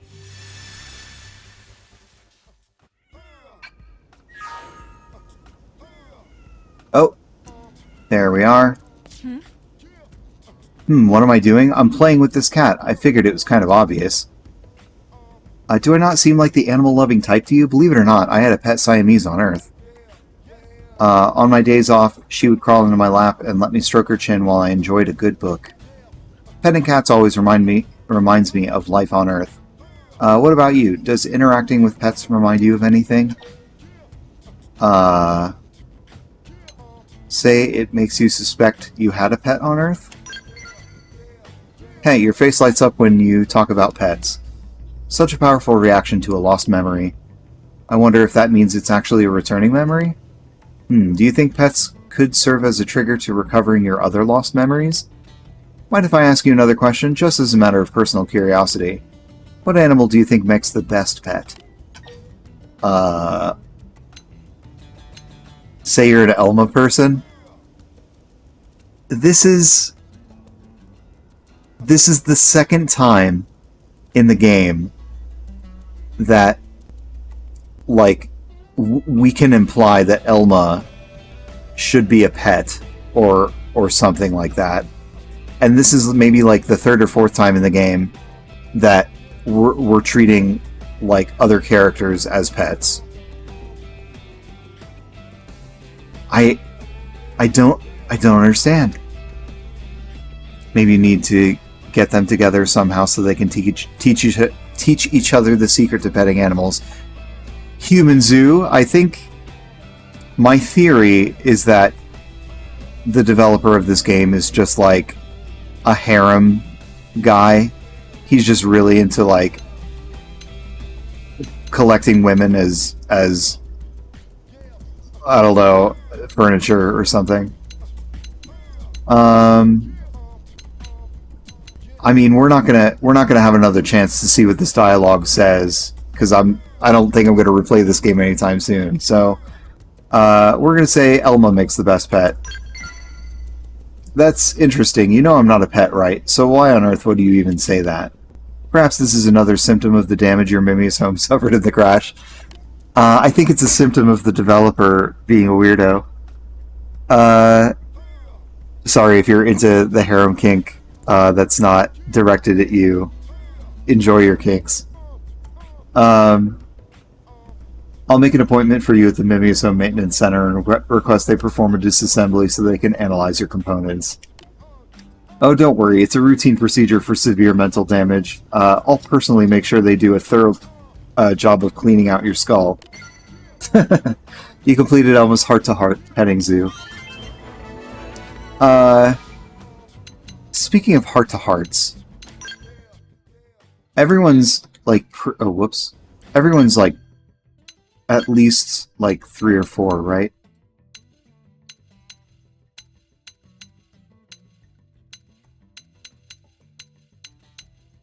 Yeah. And Alexa's almost at max? I wonder why. Huh. Unbelievable. Alrighty. I think in terms... ooh, whoops. No, I want to go to my map. Is what I want to go to. In terms of everyone's... oh no! oh my goodness, we have a ton more heart-to-hearts. Oh my god. How did all these heart-to-hearts show up? How did this happen? I guess we're doing heart-to-hearts all day. Okay. Let's go see Fog for his next heart-to-heart. Hey.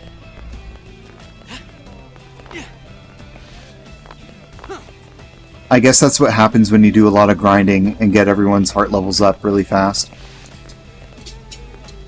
Alright, Fog. Look at the stars. Oh, hello, Parton. What are you doing? I've been counting ants. Jose told me that when he meditates, he focuses on his thoughts on a single thing. Jose, is he counting out ants because of you?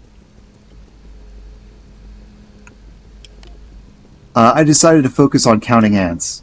Much to my surprise, it has proven to be a profound experience. These ants are every bit as resilient as the ones back on Earth. There wasn't a single ant on the white whale, and yet Mira ants have already found their way here and managed to construct a nest. And now these tiny creatures live in this giant city. Join Fog in celebrating these amazing creatures. I too find myself rooting for these ants to survive. I'm glad you feel the same way, but the thing is, you stepped on 5 of them when you came over to talk to me. You completed Fog's heart-to-heart. Ant misbehaving. Oh my god. What is this game? What is this game? Alright, L has a nighttime heart-to-heart, and it's aboard the Monon ship. So we're gonna go on the ship and talk to L.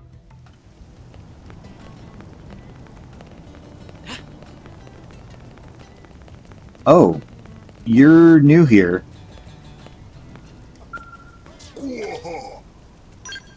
Prone live on port side of Monon ship. Place used to be storeroom. It is now full of containers. Or it is still full of containers. Containers also floating in air. It is big problem. Monon pass under containers without hitting heads, but prone are tall. Many bonked heads. Many heads bonked. All prone have bumps on head. Not just me. You find treasure in unexpected places like nests or beast droppings or strange trees or insect mounds or others. You just need to look in right place. And when you find treasure, you take treasure. Finder is keeper. It is profitable strategy. Oh no, please don't tell me that you guys are all about profits too. L! Hanging out with Nopon and Menon here. We are collecting aliens like Pokemon here. What a pleasing coincidence to see you here, Parton, or perhaps it is destiny. Throws beast droppings at Corgi. Corgi, duck! After enjoying some idle chit-chats with Mr. Nagi, we were attempting to play a little word game that he taught to us. It is a game played by many earth creatures called Shiritori, word chain, and Antakshari, among other names. Oh, I know how to play Shiritori. Shiritori would be like taking the word yuck and using the last letter K and turning it into, for example, karma. Taking the last letter, and the next person taking the last letter of karma and turning it, turning A into another word, etc., etc. And you keep going until you can't think of anything more. The rules are simple. Choose a word that begins with the final sound of the previous word, yet our attempts to play have all ended in failure. Play with L to help him improve his skills. We are most grateful. Then, if we may be so bold, would you choose a word with which to start the game? Sure. Game. How do you lose at Shiritori playing in English? I mean, you just... You know, for example, if you have too many words that end with Y or something, and you can't think of another Y word after a while, that's one way you could lose at Shiritori in English.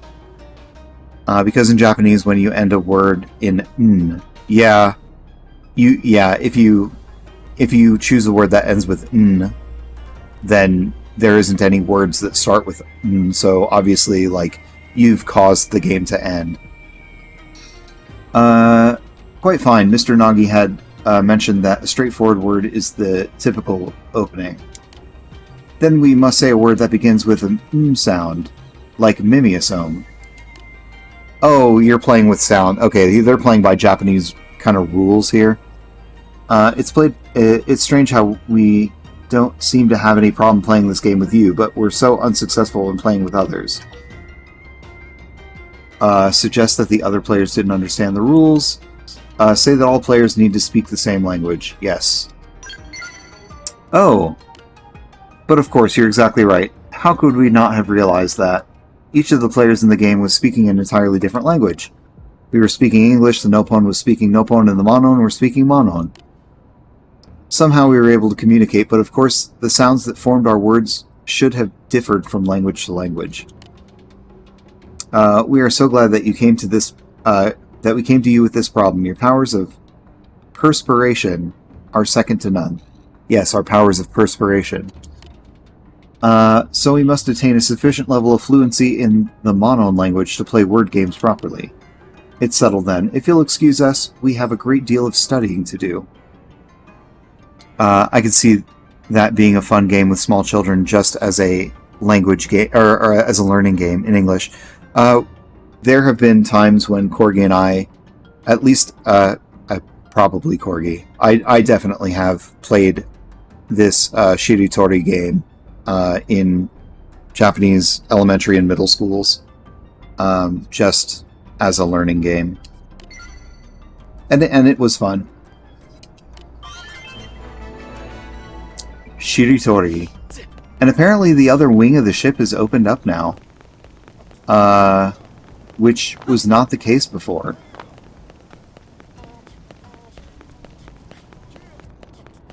Oh no, this is the part of the ship we have been on. But this other wing of the ship is now for the prone? Interesting. Interesting. Like... Hey. Oh, hey. Damn Cavern Clan, we would beat them in a fair fight, but they cheat and ally in Ganglion. Okay. Yeah, so we just allied with these, prone aliens, who were enslaved by, like, another sect of their species. Earth aliens use war to bond. It is same with Tree Clan. We fight for 10,000 suns or more. Huh. Listen up. Oh, Nopon are talking. Nopon not snacks. Nopon highly intellismart sentient beings, even if prone very, very, very, very hungry. It is not okay to eat Nopon. That seems to be the running gag, that Nopon are all look delicious. Hey.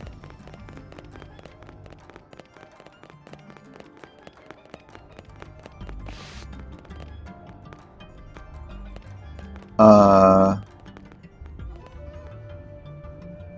Let's talk to all these people. Hala Gorita. What? Ask Hala what the prone are really like. Not sure on this. Until now you only knew Cavern Clan prone. You must think all prone cowardly and violent. But Tree Clan are peaceful and friendly. We never fight unless fight comes to us. Tree Clan like to dance and drink. Whenever we catch mighty beast, we have great festival until dawn. I loathe Ganglion as much as you, Earth Alien, but I wish war was over. Then I could smile again. Thea. Oh, you know what? I think Hala had more to discuss. Thea's not been the same since her fiancé died. I have never seen her so sad. I do what I can for her, but this is not enough. It is not enough. Do Blades help other races with such private matters? When this calms down, I should find Blade to help. Thea deserves happiness. She deserves to dance again. Making Nomal! Oh, I love Nomal. Oh, their voices? I mean, it's just a voice changer. I mean, you know, they're using the voice changers for the Monon as well. Ask Thea about the Ganglion. Ganglion forged alliance with Cavern Clan. They overran our home, burned all to ash. They made it servants of Cavern Clan and slaves of Tree Clan in one blow. Excuse me. I hear they do this evil on many planets. They threaten, invade, claim what they want. I cannot forgive such cowardice. Had they not come to our planet, Quega would still be at my side. I guess Quega is your fiancé. What to do? Without my beloved, my spirit is lost. I have been nothing but burden to Hala. This is shameful. I try to free myself from this gloom, but I only sink deeper. I miss Quega. I want to be cradled in his arms again. I'm sorry. I'm sure the All-American Rejects would have a very inspiring message for you. Step right up. Hey, Big Glutton friend, you should buy yummy lava chestnut special from Coldros. No, Nopo not for sale.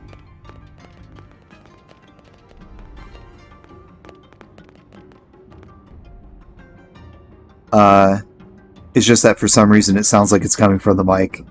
I'm someone in the apartment. Sorry. Arm cradles.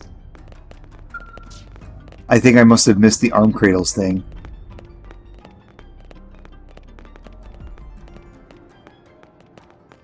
Is it perhaps that they're cradling their arms? I can't tell.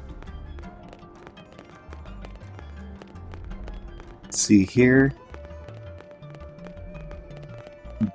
Bazis Wolfen. Ask Bazis about humans. Is it true your bodies are machines? This means you cannot make children. You can come back to life, but not increase numbers? Is this not problem? Perhaps your machines can create children.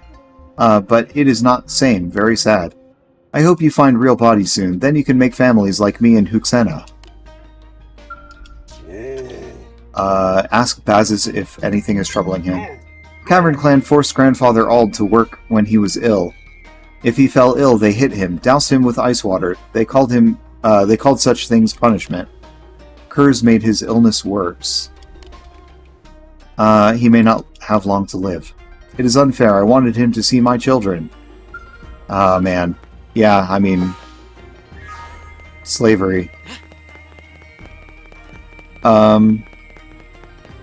So far, I think I like the prone more than any of the other aliens.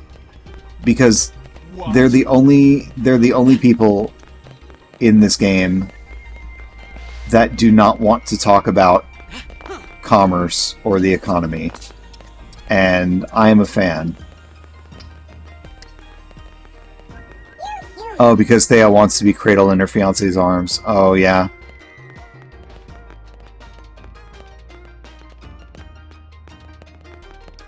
Alright, Wazdo and Loda. What are you guys talking about? One good thing about City is plentiful food, but you need more giant slabs of meat. Other food is distraction. Makes me miss home. Though I did see tasty-looking meat slab called Tatsu. It even talked to me. But when I tried to eat Tatsu, little girl yelled at me. Said she had dibs. What does this mean? And how do I get talking meat slab of my own?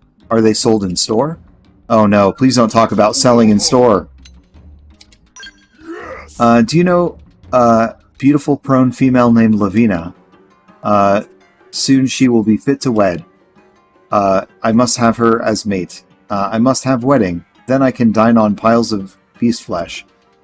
Have you never seen prone wedding? A whole clan devours beast flesh until we nearly burst. Now that is living.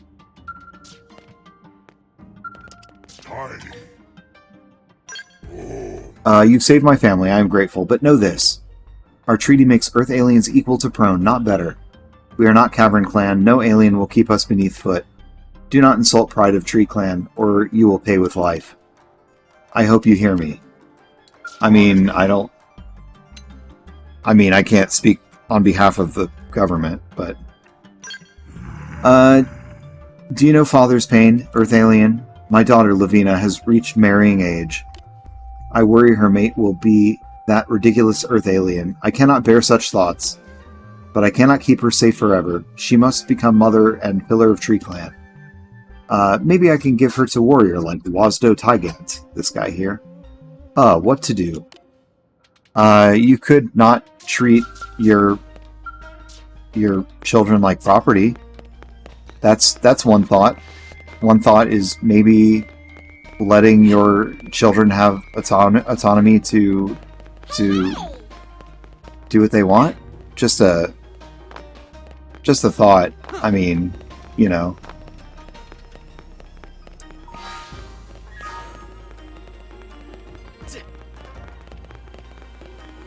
I'm sure at some point we'll meet Lavina.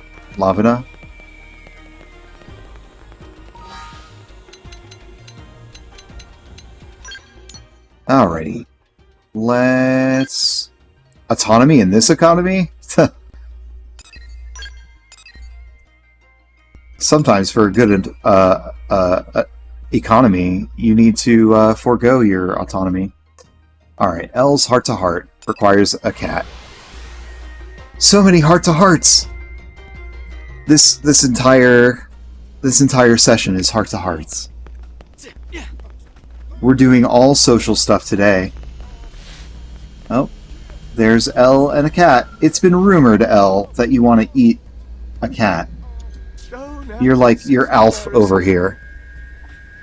A fine day to you, my friend.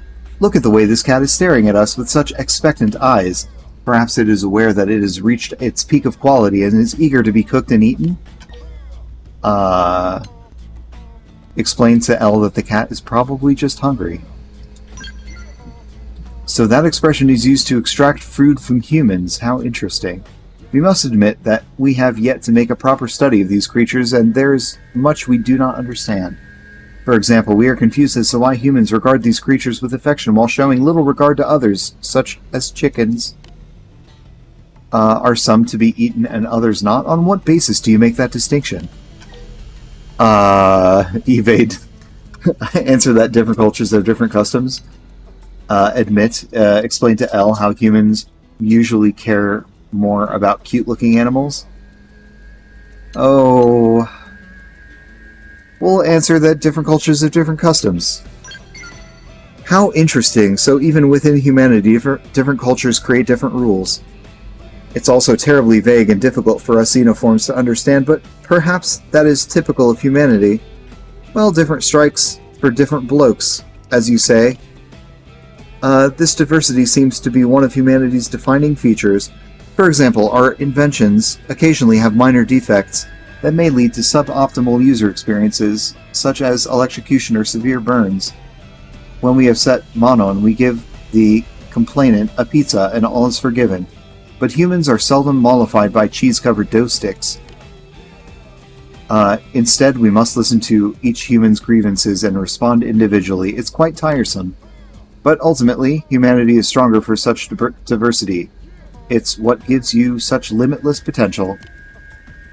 We would like to learn more about humanity, to witness the breadth of your potential firsthand. Perhaps rearing a cat would give us some valuable insight into this matter. And as you humans say, he who hesitates is a loser.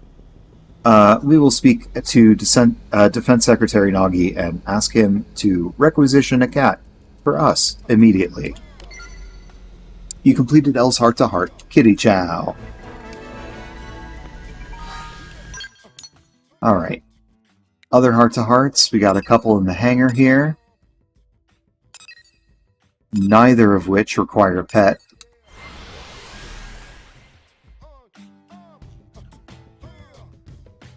Holy cow, we've been doing heart-to-hearts and social stuff for like 2 hours now. Wow. Wow.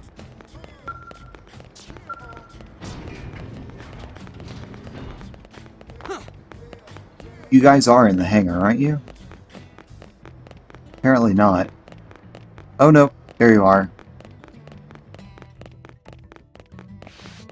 Hugo!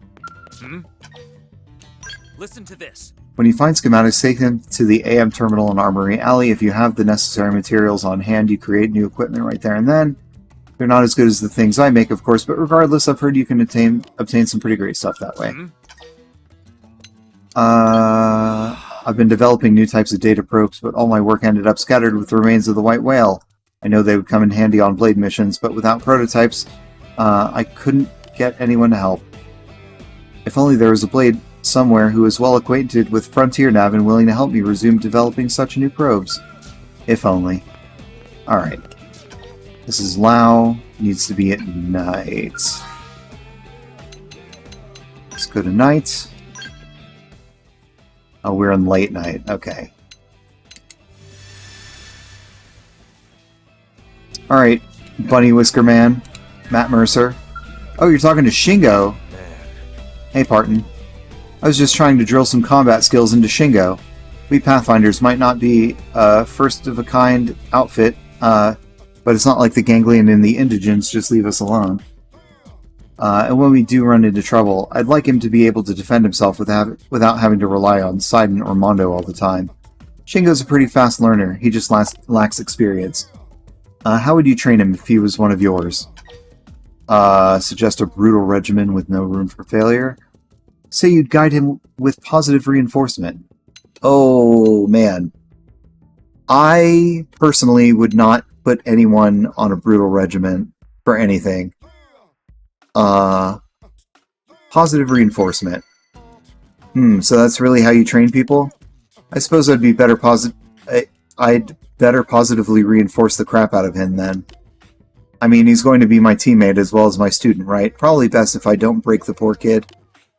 But what happens if Shingo gets separated from the team, or God forbid, is the only survivor of an attack? What then? The things he doesn't know are the very things that'll get him killed. Excuse me. A rifle can't shoot for crap if it's not loaded with the correct ammo, right? The indigents on this planet aren't going to give him a chance to learn from his mistakes. I need him to be able to walk away from whatever happens to him. Anyway, sorry if I got a little carried away there. I should go, though. I gotta run Shingo through a skull training session. See you around. You completed Lao's heart-to-heart training troubles. Alright.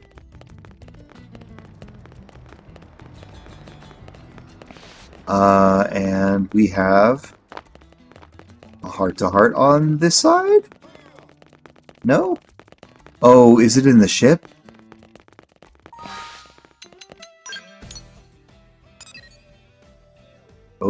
Jose. Is it outside the hangar?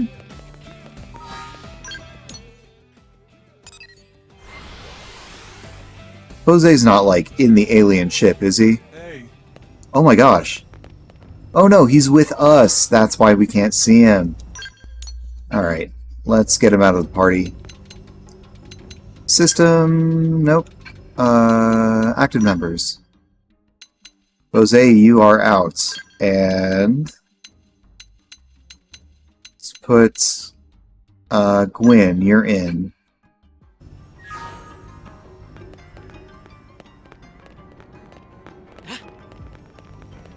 Bose, you're not in this ship, are you?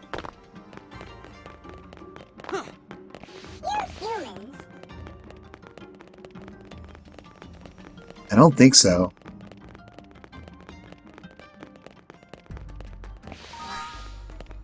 Nominal complete. Thank you for making nominal. Alright, let's go back to the hangar entrance and just walk around the outside of it and see if we can find where Bose is. Because I have no idea.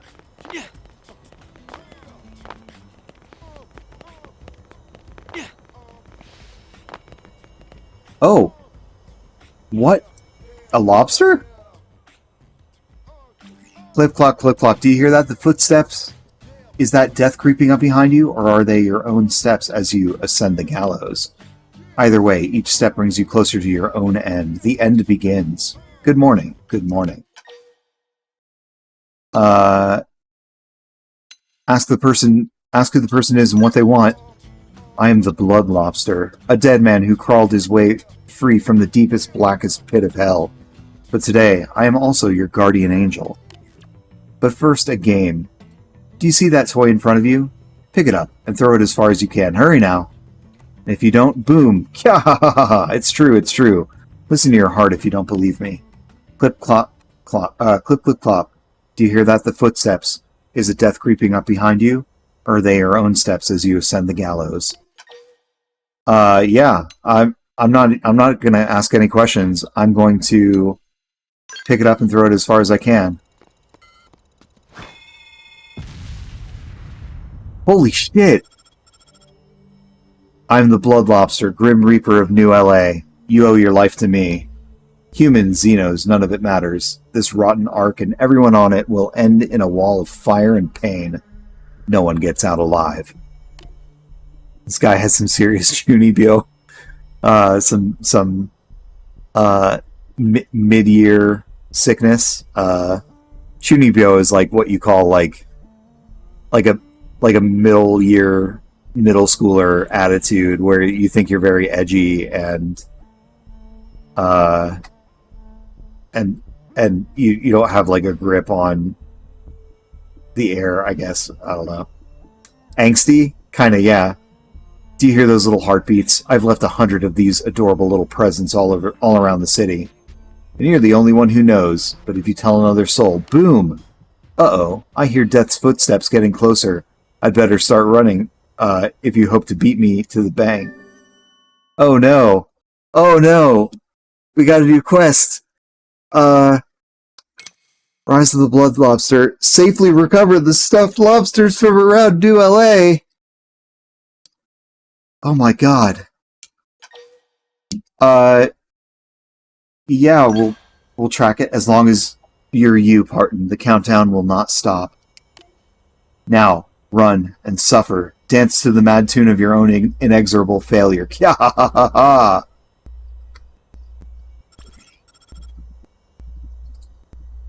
Ah, I almost forgot to mention something important. I left some of my feisty little babies in places that can only be reached with a skell.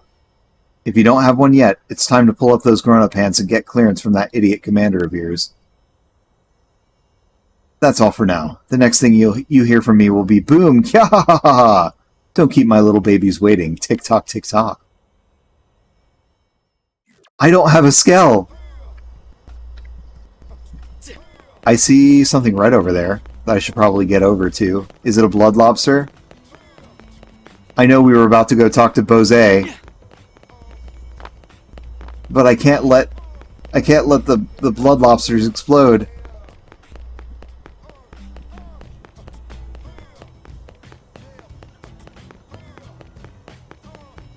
Oh no, I have to get out on this little ledge here. Alright, hold on. Hold on. I mean, you know, if it explodes on like this little beam, no one's gonna get hurt. I don't think. Whew. Alright, that's one.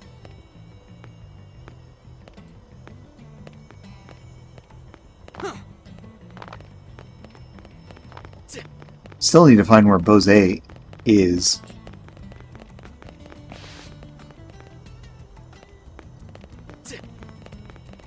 Because I've got a heart-to-heart I need to do with him.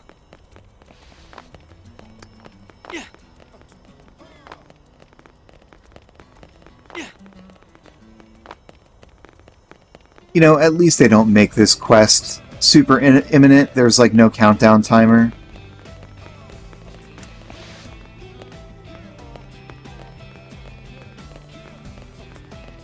Alright, Bose. Excuse me. Oh, he just yelled "Cots," which means win. Hello, Parton. I've just been straightening out a ne'er-do-well. He performs no useful function for New LA, yet complains about his lot in life constantly. Therefore, I took it upon myself to set him straight. Maybe he really wants tone cots? Maybe. I know I do. At the end of my lecture, the young hoodlum attempted to tackle me. I was pleased to see he still had some spirit, but the follow-through was quite lacking. If he continues to scorn the duties that have been assigned to him, then something must be done. I'm considering taking him outside of the city on a blade assignment that demonstrates the life-or-death stakes we're dealing with. What do you think? At the very least, it should give him a renewed appreciation for what it means to live within the high walls of New LA. Tell Bose you're worried he'll get the man killed. Belay such fears. I will look after him. I believe he needs to stand in another man's shoes to learn who he himself is. His incessant indolence and discontent are born of belief that he lacks the power to effect change. There are many ways a New LA citizen can contribute without ever setting foot on a field of battle. It's all about spirit. If we can find a way to get through to him, I believe he can change. The moment I berated him was the moment I accepted him as a student. So then, what would you consider to be an appropriate first assignment for this delinquent?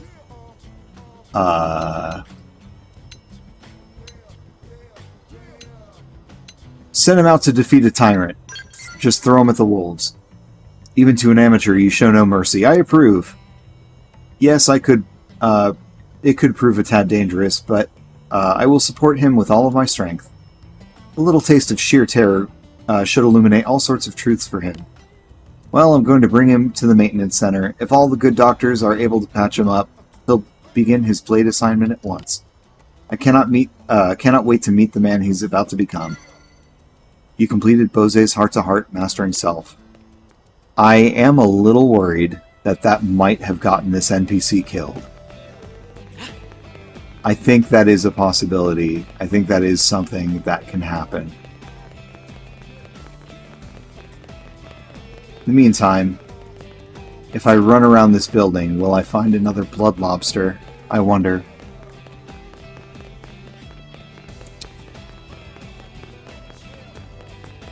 Actually, I'm not worried about the blood lobsters for now. I've still got 1, 2, 3, 4, 5 heart-to-heart, 6 heart-to-hearts still left. Wow. Yeah, let's do Doug's.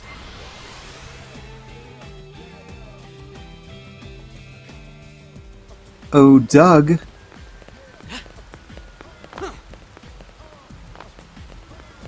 Heart-to-heart, what time do you heart-to-heart? In the morning.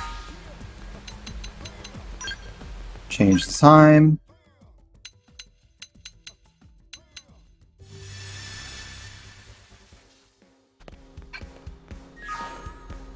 Hi, Doug. Hey. Hey, it's Parton. I was just asking the nice lady here to pull together some extra first aid kits for us. My next mission could involve run-ins with a pair of tyrants, possibly at the same time. And if we end up in a tough fight, we're likely to suffer multiple injuries. Praise Doug about his concern for his comrades.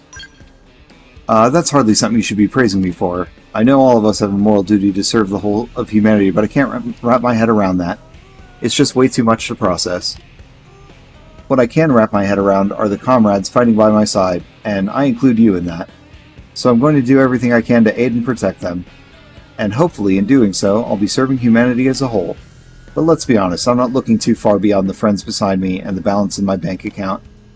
And really, looking out for your friends is the least any of us could do.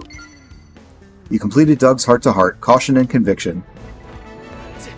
Alright. So listen.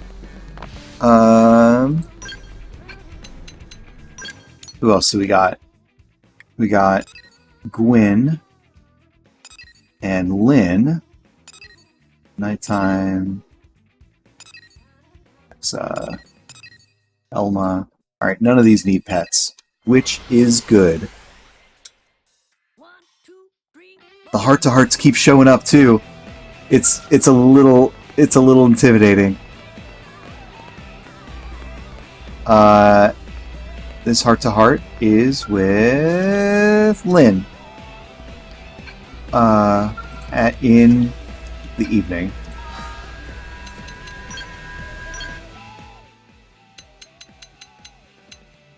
Evening.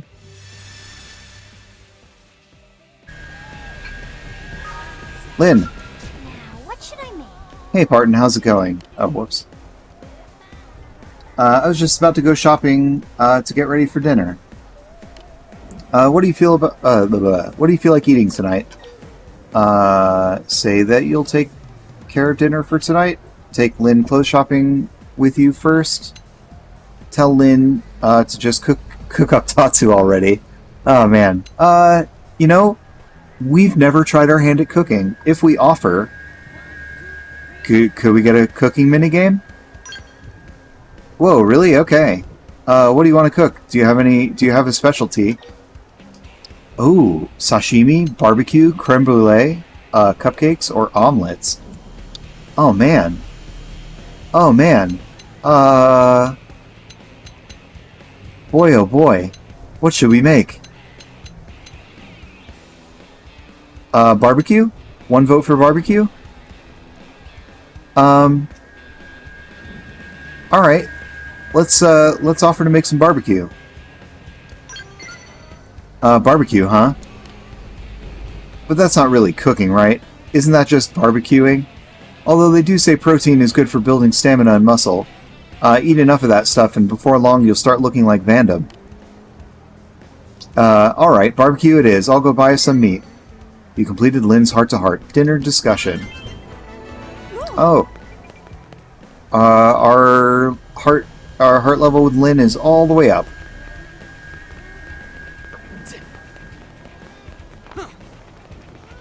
Yeah. Yeah. You hear? Who is this with? Gwyn. Evening. Gwyn is in our party. So let's take him out. Gwyn, you're out. And Irina, you're in. Ooh, Gwyn, we have Irina with us. How do you feel about that? Evening.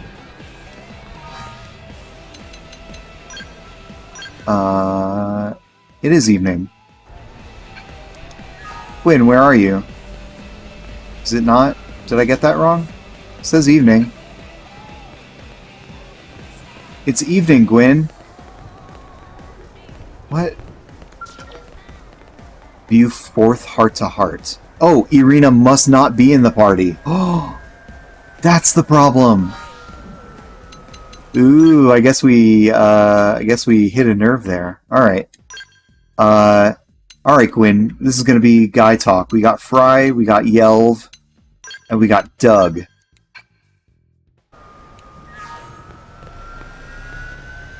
Alright, there he is. There's Gwyn. And Matthias. Matthias, how are you doing?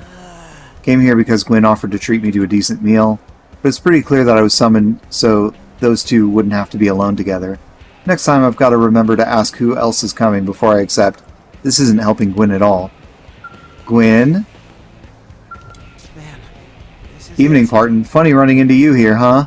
I was just about to go have dinner with Matthias and Lieutenant Irina. But the lieutenant wanted to buy something at that store, so I'm just waiting for her to finish. Shouldn't be too long now. And you're waiting in the rain, Gwyn? You've got it bad.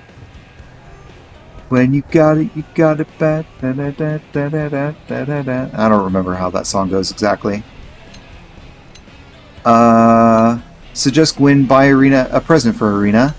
Offer to take Irina's place at dinner. Yeah, go get her a present. A present? What? So yeah, today isn't any sort of special day, and I don't have any reason to give her one, so yeah, I think she would find that pretty suspicious. But I have been thinking that I might use my share of our next assignment reward to get her something really incredible for her birthday. Like maybe that new assault rifle from Sakuraba Industries. What do you think? Recommend a Meredith & Co. weapon instead. Suggest Candide Incredible.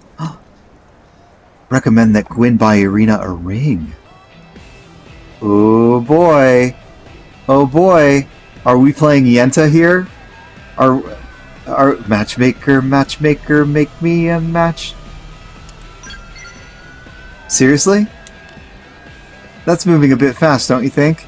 I mean, I don't even know if I have enough money. I'd have to buy a matching set of rings, right? Huh, I wonder if instead of buying a pre-made one, I could make one out of resources mined from Frontier Nav. But what resource should I use? Maybe Dawnstones or Everfreeze ore? Uh-oh, looks like Lieutenant's coming back out. Oh, well, I gotta go. I hope we can work together on our mission soon. You completed Gwyn's Heart-to-Heart, the matchmaker. I called it. Unless that was in the description and that somehow made it to my subconscious.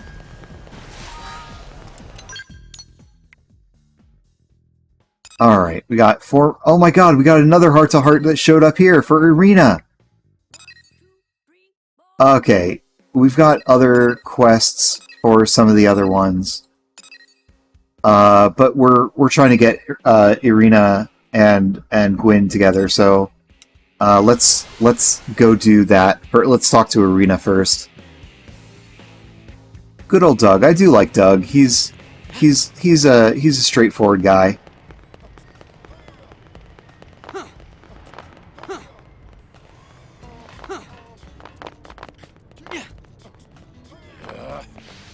Alright, this heart-to-heart. Morning.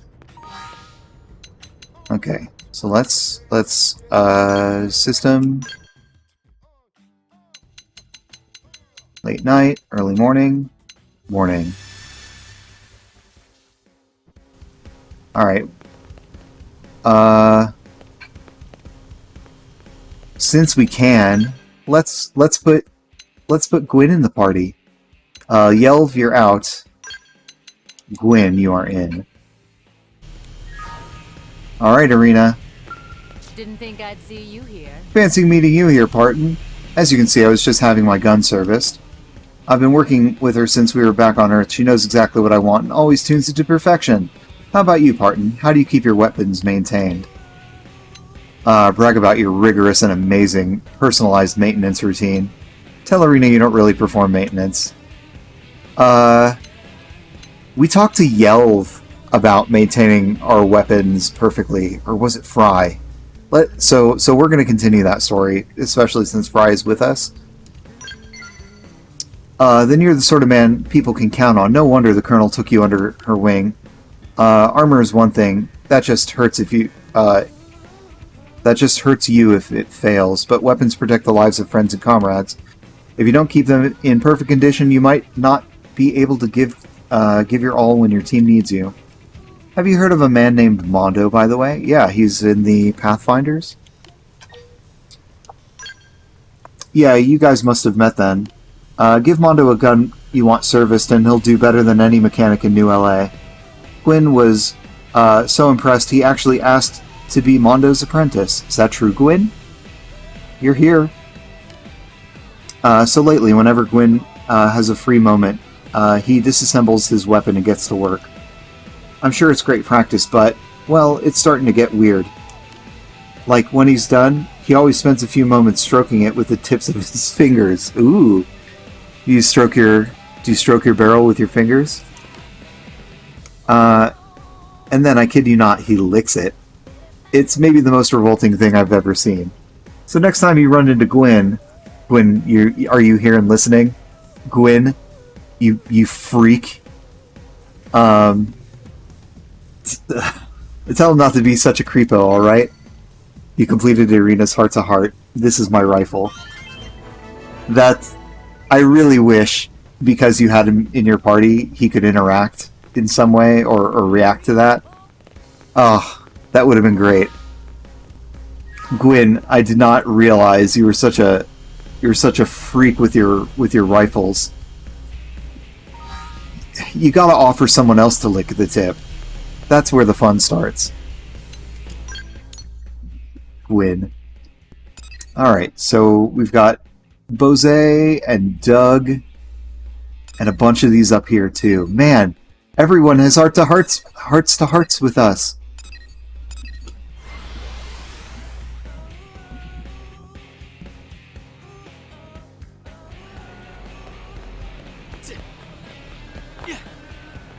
Listen. Oh, it's Shingo.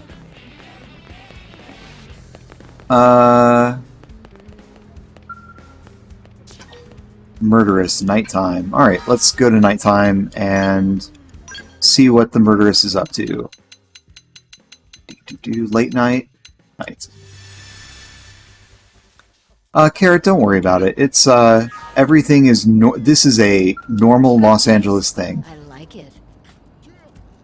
Sightsee. Ask the murderess if she's instigating fights again. Ask the murderess to help you break up the fight. Is that what's going on? Is that fighting over there? It doesn't look like it. Packs bags and moves to Los Angeles. Oh man. Well, you'll probably run into Andara in the area. I mean, California's pretty big though, so maybe not too close. Ask the murderess if she's instigating fights. Ask the murderess to help you break up a fight. Oh, let's ask her to break up the fight. Oh, that certainly wouldn't fly. If we were to stop the fights before it ended, no one would be satisfied, except for you, apparently. Can't you see the poetry in two men fighting with bare fists? I mean, I do like a good Metal Gear game, if that's what you're asking, murderess. There are no guns or blades involved. They waited until the whistle was blown. It's as orderly and fair as a way as any to resolve a disagreement in this world of ours.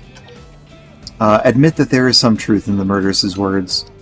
Insist that they should have resolved it with words. I mean, sure, let's...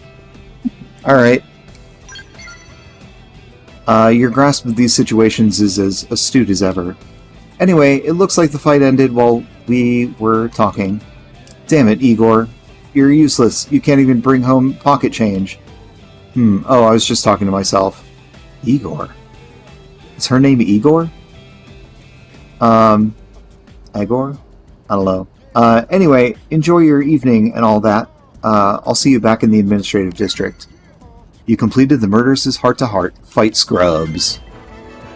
Oh, the fight scrubs left. Or disappeared. Oh, and our heart level went up to 4. Na fight scrubs. Alright, let's see who else wants to have a heart. Oh, there's Elle, just hanging out. Oh, a car hit us. Fancy of you to meet us here. Ah, my dear friend Parton. We were hoping you'd come by today. We just signed a major distribution deal with a food manufacturer. Oh, Elle, come on. Are you surprised? We bet you were wondering which of our inventions would be of interest to a food company. Well, let us tell you, it's a low-calorie, highly addictive medicinal salsa. It's made entirely out of local Miran fruits and vegetables, including kose beans, charupa leaves, and cran jelly. It has virtually no calories and helps regulate blood sugar while promoting good intestinal health. Its flavor profile is so complimentary with processed meats. It makes hot dogs exponentially more delicious when applied as a topping.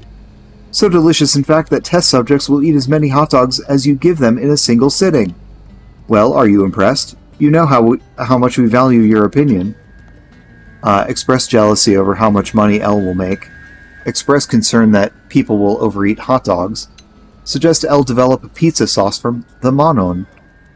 I think I think Takahashi, or this game, would love how jealous we are over the money El will make.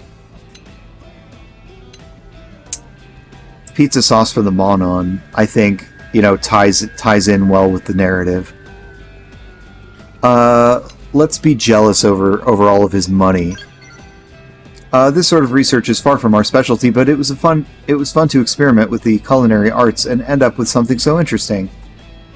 Even if it only meets our conservative projections, it should make a considerable amount of money, which we will then use to invent something that makes everyone truly happy. But we mustn't forget your human aphorism, pride cometh before the autumn. It is quite possible that we will end up making only molehills out of that mountain. We must be careful to not end up failing so dramatically as an inventor that we end up in debt, like a certain someone we could name. After all, this is nothing more than a hobby to us. You completed L's Heart to Heart. Salsa salvo. Okay. Yeah, they are bottom of my list of things to go in my mouth. In terms of hot dogs. I used to eat hot dogs as a kid. Kosher hot dogs. And to be honest, I've not had hot dogs since. I'm not really a hot dog, but I do see two lobsters, two bomb lobsters or whatever. Oh no, only one? What happened to the other one? I'll have to look around and see if I can see it again. Okay, but there's another lobster to collect. Okay. Is it in this bush? Yes, it is. Alright, there's another heart-to-heart here with Elma in the morning.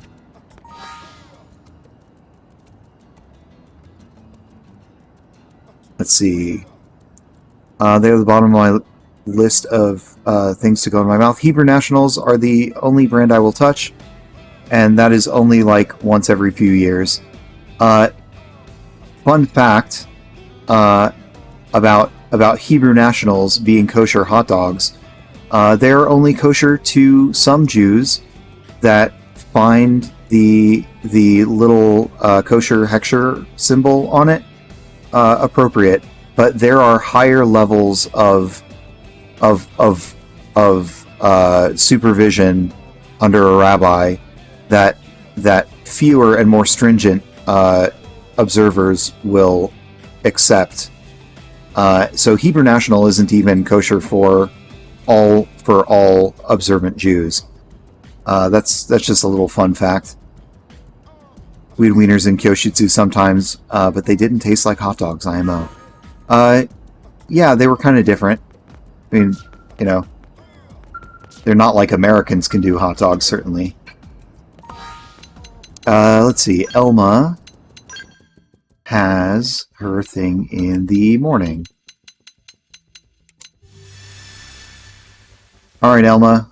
Let's get your next heart-to-heart. But will this heart-to-heart imply that you are our pet again? Oh, hello. Pardon, what a coincidence. Are you interested in cars?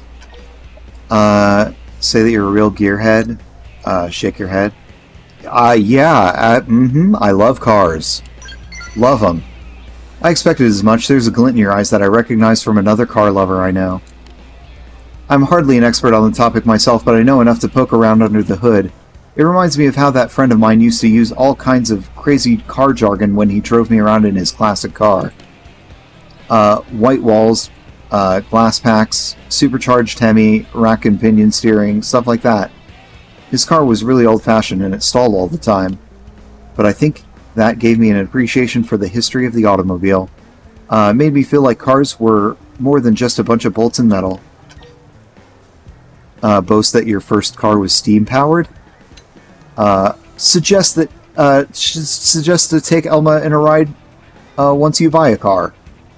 Yeah, I think I, in real life, I don't like cars. I kind of resent that so many people in America like have to have them. So, I'm going to offer to suggest a ride, but I'm never going to buy a car if I don't have to. Sounds great, but first we have to bring back the classic cars. I wonder if there's enough information about old cars in the Life-Old archives for us to reproduce them.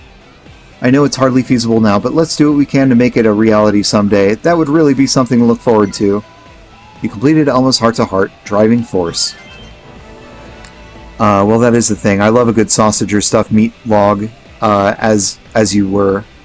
But specifically, the American hot dogs are just eh. Yeah. I'm partial to vice versa myself. I think that would be my preferred form of cased meat. Unbelievable. German sausages are hot. I can't say I've tried every kind of German sausage, but I do like a few kinds. I'll eat a brat. A bratwurst. Alright. Oh my gosh. Oh no, okay, that one is not new. And we can go to that one. I think I did see another new one on the map, though. Oh my god, these heart-to-hearts are crazy! Bose, are you in the church? Are you on the church? Regina, what are you... Oh, is this the person everyone's hot for? No, that was Gina, not Regina.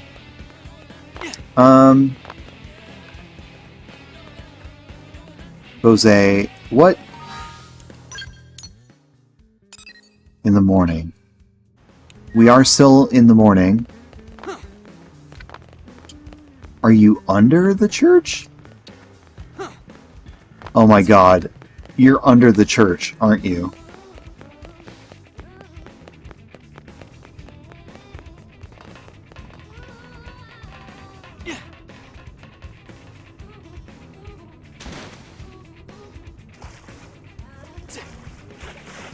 Alright, I'm swimming over to where I think his position is on the map.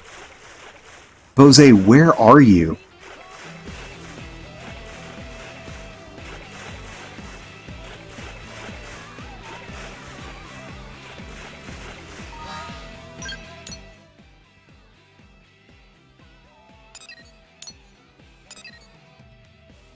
Morning, third heart's a heart. This is not... Jose, we were at the church in the morning. Where were you? The way you said brat gives me flashbacks of going to a baseball game in Chicago. You a fan of brats? Oh my god, he is on top of the church. Do we need to wait to get a skell to get up there? Is there a way we can get up there before we get a skell? There might not be. Yeah. Oh my goodness, this might be a heart-to-heart that we are locked out of until we can get a skell. That's kind of exciting. The game is actually pushing us to further the story. Okay. So we can't talk to him. But we can talk to Doug.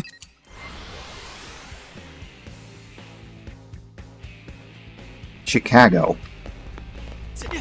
You know, I feel like that's more of a Massachusetts accent that I put on, though. I don't know. I'm not terribly good at accents. Alright, daytime. Daytime is technically soon, right?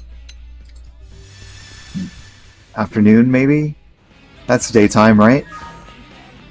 Oh, because Doug's in our party. Okay. Alright, Doug, you're out. And... Elma. We haven't had you in the party in a minute. You're in. Oh, you know what? Well... We'll say we'll put Lynn in, just because it's kind of implied that like Lynn and Doug have a lot of professional overlap. Hey, what are you doing here? Nice glasses, Doug. You see what's going on over there? Those folks on the tennis court are doing everything completely wrong. I mean, they're having fun. Tennis isn't a balancing competition, you know. So what's everyone getting all excited about?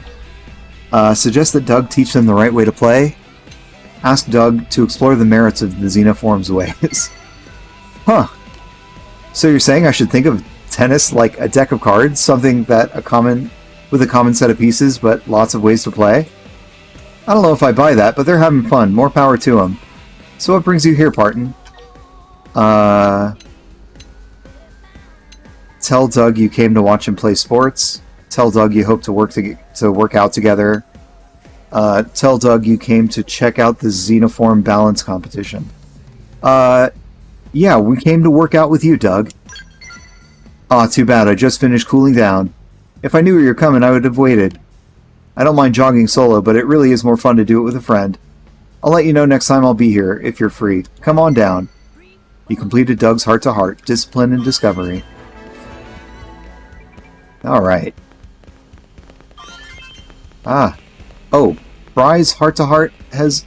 Alright, we're at 4 hearts, and 5 hearts with Doug. Wow. Oh, no, that's not what I want to do. We've got Elma, Lau on the ship. Got L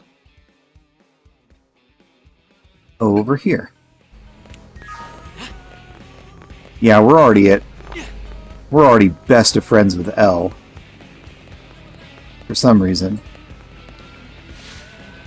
What time? Early morning, okay. System. Change time. Oh, nope.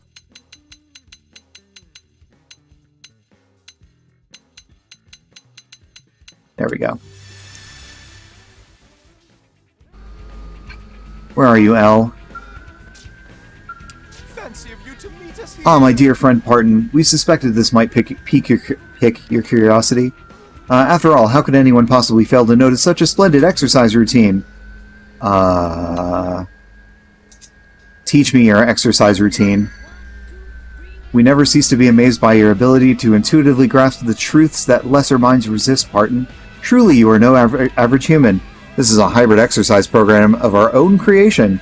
Its foundation is a daily Japanese calisthenics routine, which Secretary Nagi has kindly taught to us. Alright. I'm going to call it right now. This is Radio Taiso. Corgi Nub thinks this is Radio Taiso. This has got to be Ragio Taiso. But we have also incorporated elements of Nippon gymnastics, as well as movements taken from the prone coming of age dance. What? It's good for your joints and tendons. I need to do it more often. And what was the genesis of this inspired melange? Merely that New LA is a city of many species living together, and yet there is no common exercise routine to unite us. We saw the void and took it upon ourselves to fill it. We have never been one to resist destiny's trumpet, after all. It would please us to no end to have your endorsement. Commend L for this impressive exercise routine. You honor us, my friend. This is high praise indeed. It was too much to hope that all the Xenoforms of New LA would line up to join us as soon as they witnessed our bold display. But now that we have a partner of such lofty stature, all will be well. We are confident that our combined efforts of public outreach will win over the city twice as quickly.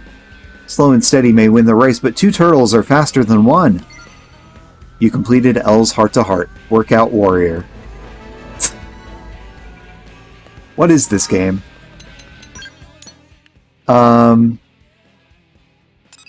Bose, we still cannot get up to where you are. Not without a scale, which we should get probably sometime next week, or the next session we play, because we're gonna push the story forward and hopefully get it. Alright, we've got Alexa and Doug over here. Let's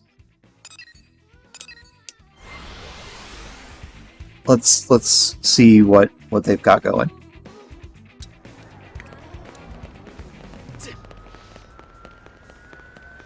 Alexa, how's it going? Oh, what do you have to say over there, Mr. Prone? Can we take the containers? Okay. Nice chairs. Alexa. Hiya, Parton.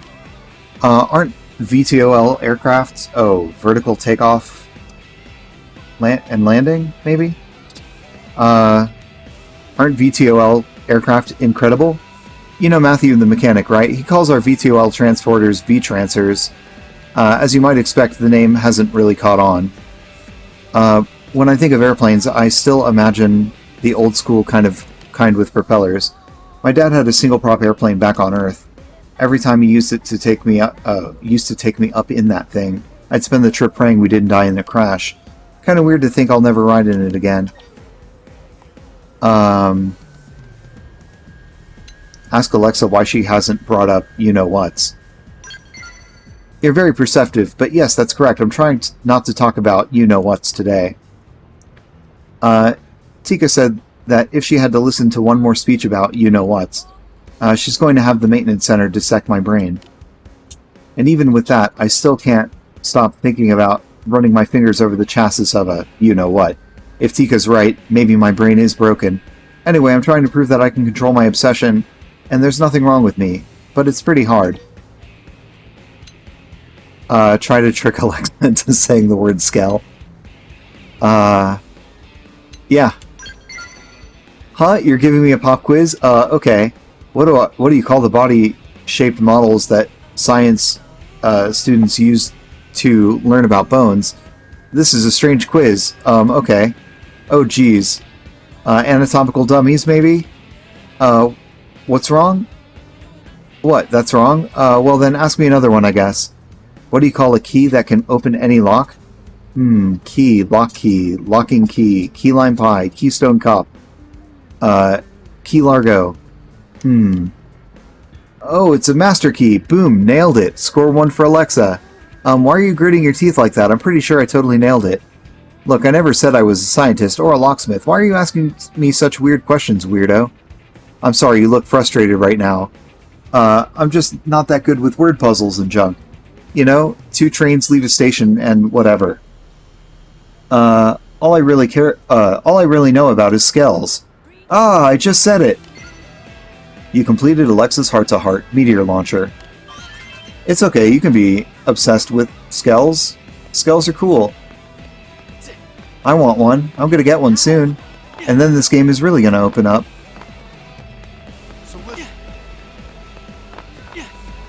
Okay, Doug's got a thing on the roof.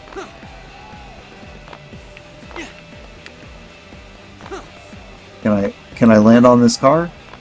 I can. Maybe I can use it to jump up there. No, I can't. I'll have to walk up the ramp like everyone else. Hey Doug, sweet car. You look real cool with your heart shades and your sweet car. Hey Parton. Check it out, I just bought a new car. Well, pretty nice, right? Stare enviously at Doug's new ride. Ask Doug why I bought a car. Ask Doug if he'll use it on his Harrier missions. Stare, well, we'll stare enviously. I know, right? And it wasn't as expensive as you might think. Graham owed me a favor, so he sold it to me way below cost. So what kind of car would you want to buy? Sports car, high performance, 2-passenger, SUV, sport utility vehicle, say a big bus that seats 40 with a huge wheel. I would like a bus, but I'd like to convert it. A bus? You planning to pack up Elma and Lynn and the rest of the gang and take them on a trip somewhere? Is this some kind of hippie thing? Heck, your team would barely fill up the first couple rows. You'd have room for pretty much everyone you know in LA if you wanted. Heh, guess you're the more the merrier type, huh? It's kind of interesting how you can tell so much about a someone's personality from the car they want to drive. I bet Lau used to drive an SUV. He probably used it to go camping with his family. I wish we still lived in a peaceful world like that, but I imagine we won't be back there for a long time. Well, at least I can still enjoy a brief drive during my breaks. Anyway, take care, Parton. You completed Doug's heart-to-heart, pastimes, and pride. You know, it's weird how Doug and some others in this game have, like, passively mentioned Lao. It's a little weird. Pyrrha. Before City, Pyrrha only have to hunt around, catch vagabond ants, and Cetacogem beetles? Cetacogems? I don't know.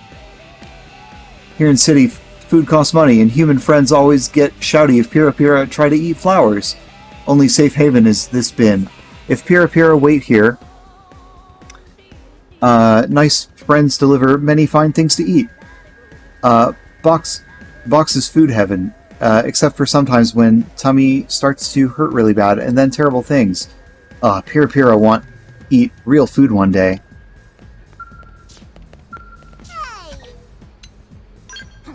Pyrrha was excited about friendship treat. Pyrrha heard friends would could come to New LA and gorge themselves on acres of delicious food. But no one told Pyrrha that food costs money. Meh. Pyrrha blew entire savings on Mira Life cards right after moving here and went flat broke. Rumple. Now Pyrrha going to die ironic death with amazing Mira Life cards in hands, but no food in stomach. Meh. So maybe all this commerce stuff is trying to be on the nose about why the Ganglion or anybody else would want to destroy humanity. Oh, this is Liviana. Oh no, Liviana is somebody different. Never mind. There's Yelv. Yelv, do you wanna come along? Alright. Lynn, you're back out. Yelv, you're back in, I guess.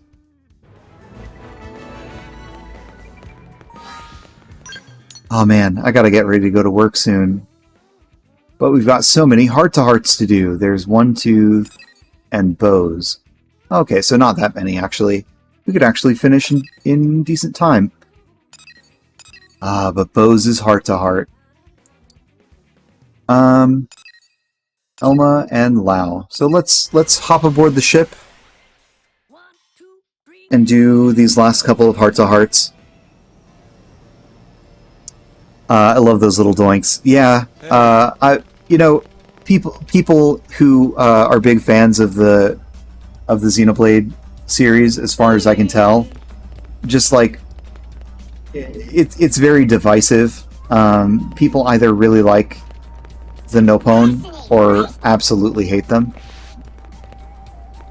All right, Matt Mercer, Bunny Man. Perfect timing, Parton. I came here to make a request of the Monon regarding the hangars, but as you can see, I've been kind of detained. It's like they've never seen a Pathfinder before. They just keep asking one tedious question after the next about Frontier Nav. I'd really like to cut this short and get back to work, but I can't get a goddamn word in edgewise. What would you do if it were you?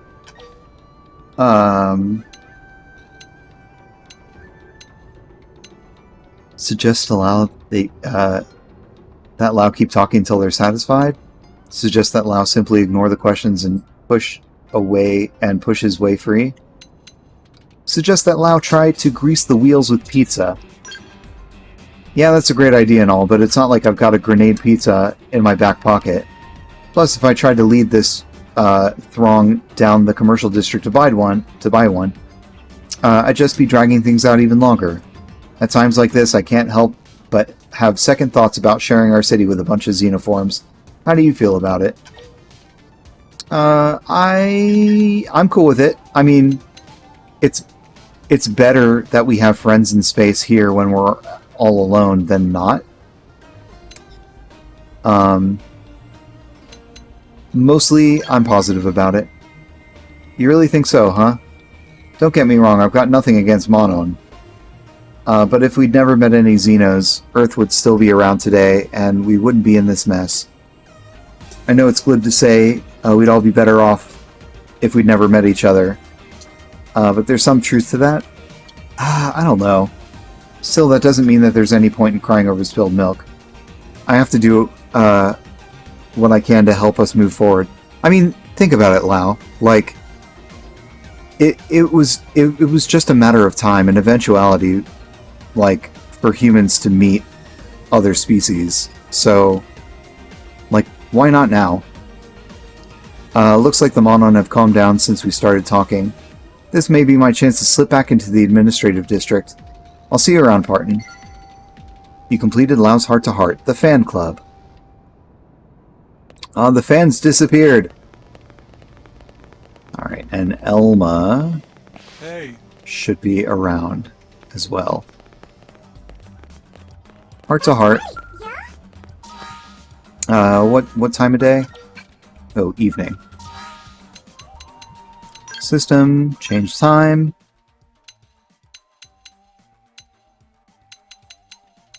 Evening.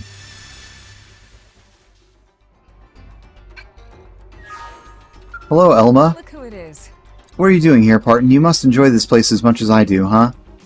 It's a beautiful sight, isn't it? So, what's catching your eye today? Tell Elma you're watching the Monon savor their pizza. Tell Elma you're entranced by the beautiful light. Tell Elma you're watching the Xenoforms interact peacefully. We'll say the friendship. You noticed, that's what I've been watching. I wonder if the humans of even a short time ago could have imagined a scene like this. I was aware of the possibility, but certainly never imagined it would happen so quickly. Humans are a species that seems able to make friends with anyone. Any people who share a desire to protect something can work together to achieve that goal. It's a basic behavioral principle, yet one that's entirely foreign to a group like the Ganglion. Do you know much about the Ganglion, Elma? I mean, maybe the Ganglion have allies. You don't know. And that's why so many Xenoforms can live peacefully in a human city. When I watch this, I feel like it gives me strength. It's a testament to how the power to form bonds can change the world. You completed Elma's Heart-to-Heart. Friendship Treatise. Oh. Alright. And Elma's heart gauge is full. Okay. We still have Bose's, which we cannot reach. Everyone else's Heart-to-Hearts are gone. And we really just have, like, one quest we can do for Vandom. Oh, no. We have this missing in action quest that we can do out here. Anything else on the map that we can see? Oh, there's one over here, too. The bodyguard, Zazan. Oh, man. We should take some of these other missions. I've got to get off and get ready to go to work in like 6 or so minutes. But maybe we have some things we can accomplish in the meantime? We're pretty much doing like every little thing that we can before progressing the story, so we can get like as complete of a playthrough as we can. Uh-oh. Zazazan, are you a lost Nopon? With some blade friends?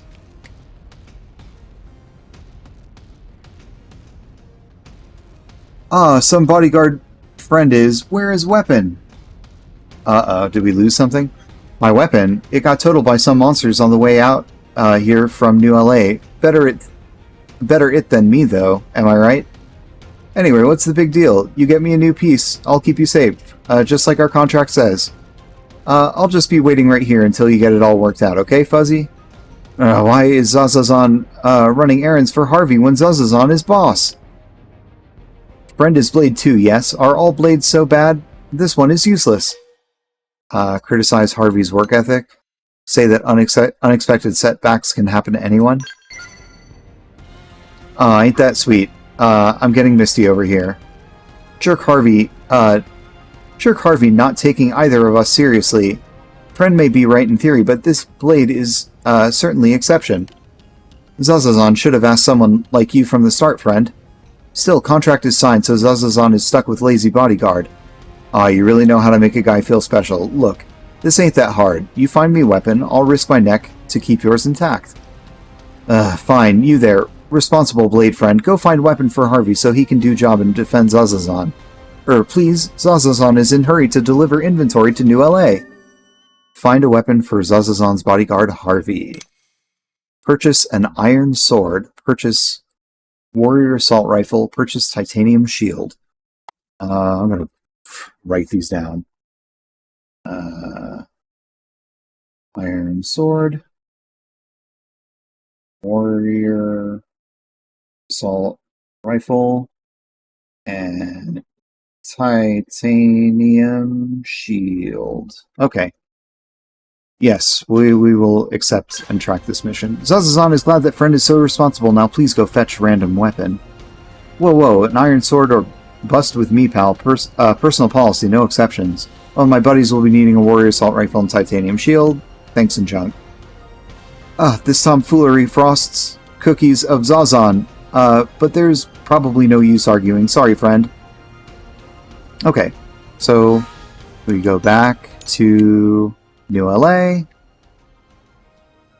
We buy some very specific weapons and just go back out there.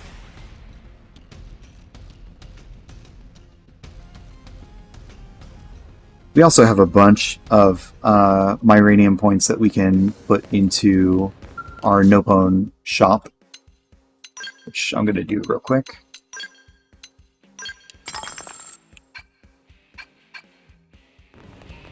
Okay. Alright. So we need an iron sword, which is kind of a low-level weapon, but sure. Alright, we'll buy that one. We need a warrior assault rifle. Okay. Oh no, I didn't mean to equip these. Shit. And a titanium shield. Purchase. Okay, let me... I did not mean to equip those, so now I need to put my old stuff back on. Ooh.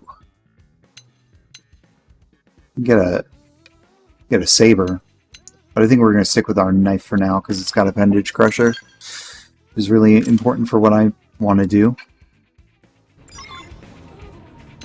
Put our arts back on. Because dang, we did not mean to do that. That one, that one. That one. Oops. That one. Ooh. That one. That one.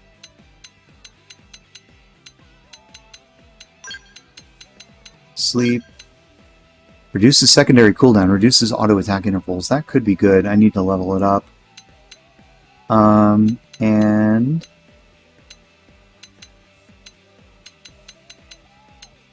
Slit edge.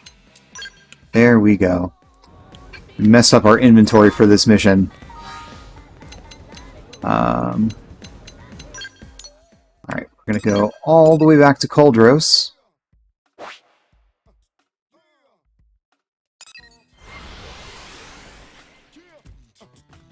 Turn this in.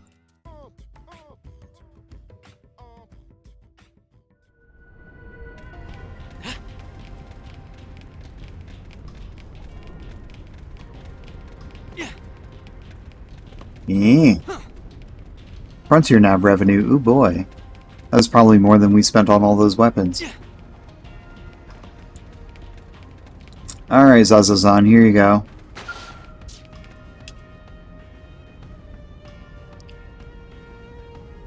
Man, quit touching merchandise, Harvey. That inventory very important. Haha, whoops, you got it, boss. So what exactly are we shipping here? That is nothing Harvey need to worry about. Just do what Zazan pay you to do and keep it safe. Ah, responsible friend is back. And the weapons? If friend has them, please hand them over. First was iron sword. Iron sword? Next was warrior assault rifle. Warrior assault rifle? Third was titanium shield. Titanium shield. Good. Is Harvey happy now? Looks just fine to me. Should be more than enough to keep you and your stock safe, boss. Zazan wonder. Zazazan wonder. What does friend think? Does Harvey seem capable of protecting Zazazan? Warn Zazazan that Harvey does not seem trustworthy. Zazazan agree. With Harvey as bodyguard, we may not make it through Sylvalum in one piece. Ah, Zazazan should have hired you instead, friend. In any case, thank you. Please take this. Zazazan is now, and a now armed Harvey set off toward New LA. Hey, you two all done over there? Yes, now we can leave. And maybe Harvey will learn thing or two from hard-working friend here. Will do, boss. Now that I've got a weapon, ain't nothing out there can stand in my way. Time to hit the road home, for home, sweet home. Next stop, New LA. I have no doubt that Harvey will come up again soon. Oh, where am I going?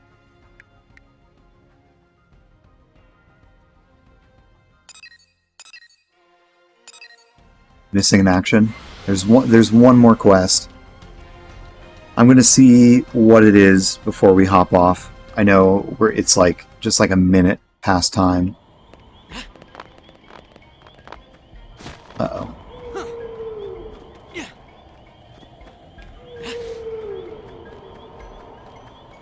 Is this north of me? Where is this? North of me. Okay.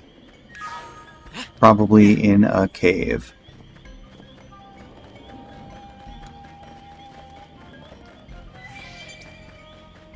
Could this be it?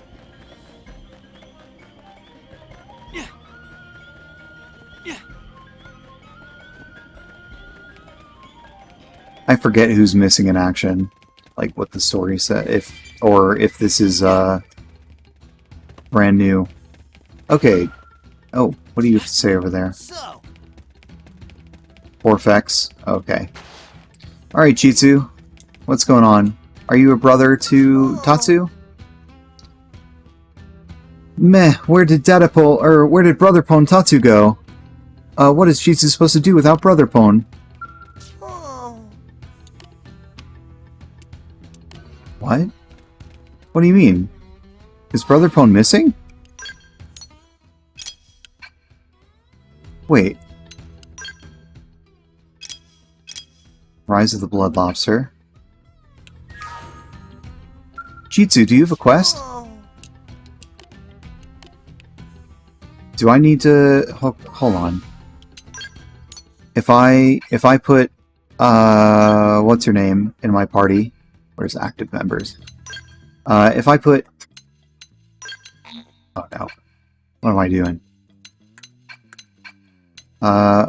Let's put Elma and Lynn in here. Because Lynn is like responsible for Tatsu, right? Yeah, there we go. So Tatsu's here with us now. Alright, enough play. Roll call. Satsu, Yoyotsu, Gotsu, Mumutsu. Here. Here. Here. Good, that's everyone now. Something funny here. Again. Satsu, Yotsu, Gotsu, Mumutsu. Here. Here.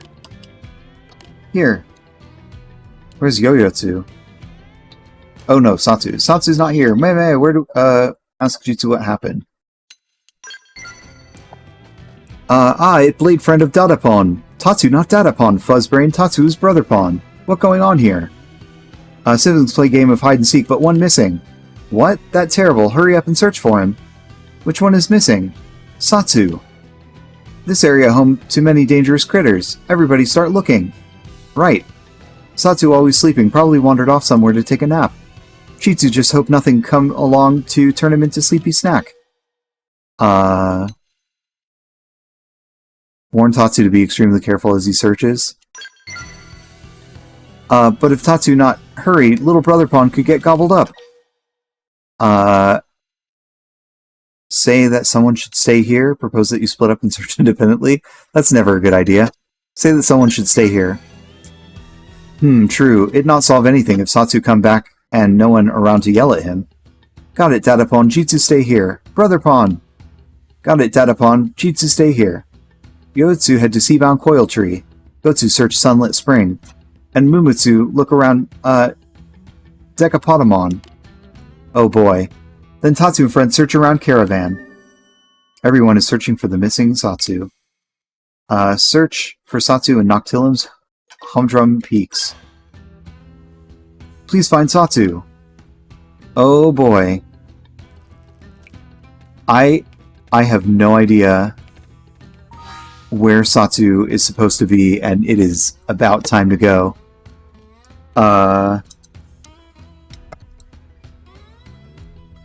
And I dropped my controller.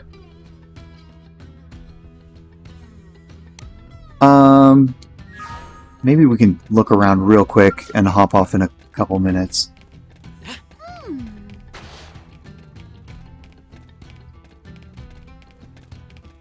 I'm gonna guess Satsu did not go far, right?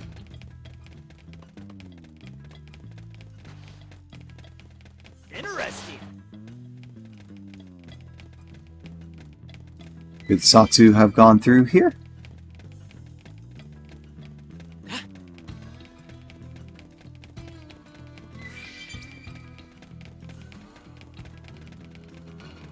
Maybe up this path?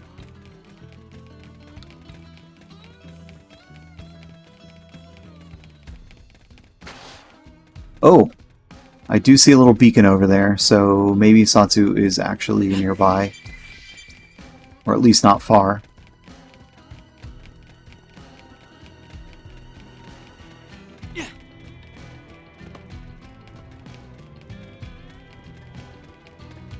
Ooh, little secret tunnel. I do like that. Oh, we haven't been in this area. Oh no, we have. Missile volley! I'm going to make this quick. Victory is ours. Nice work. Ah, way over there, huh? Is there anything over there I can warp to?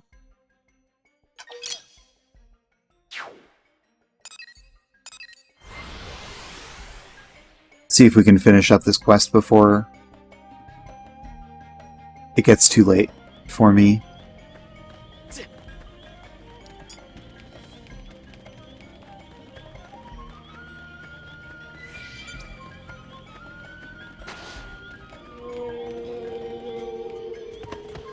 Satsu!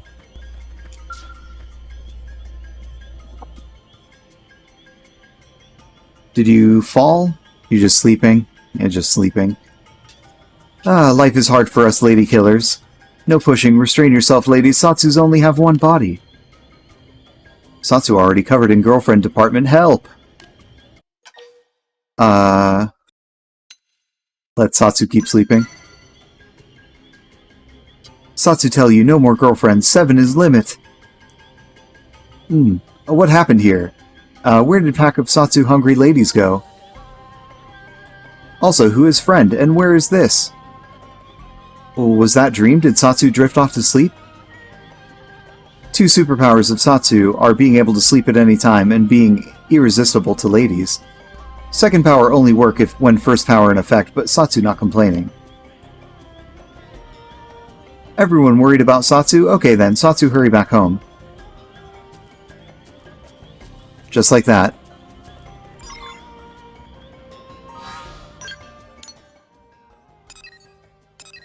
Alright, let's go back in that cave.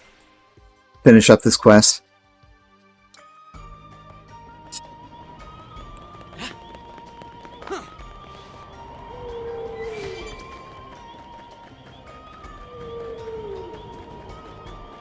Wow, this has been a productive day of adventuring, day of streaming. Oh. I'll miss dinner if I stay on too long. I'm just finishing up a quest, dear.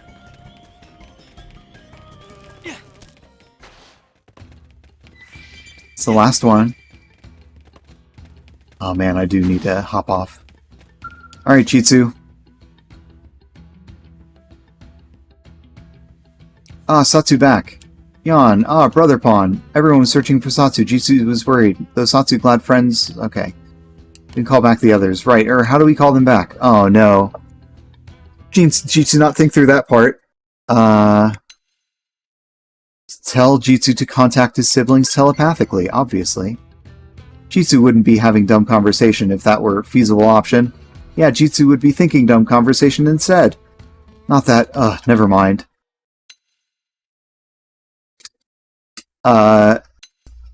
Suggest going to find them?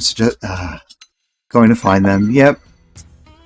Come Jitsu and Satsu, we have to find them. But if everyone go, same thing happen again. Satsu definitely wander off for another nap. We should get tall human friend to go find them. Okay, Jitsu and Satsu wait here. Everyone depend on you, friend. Please. Extra please. Oh my god. I wanted this to go quickly. But there's like 3 different locations. Okay, we'll have to do this next time. Alright, everyone. Let's save where we are and pick this up next time.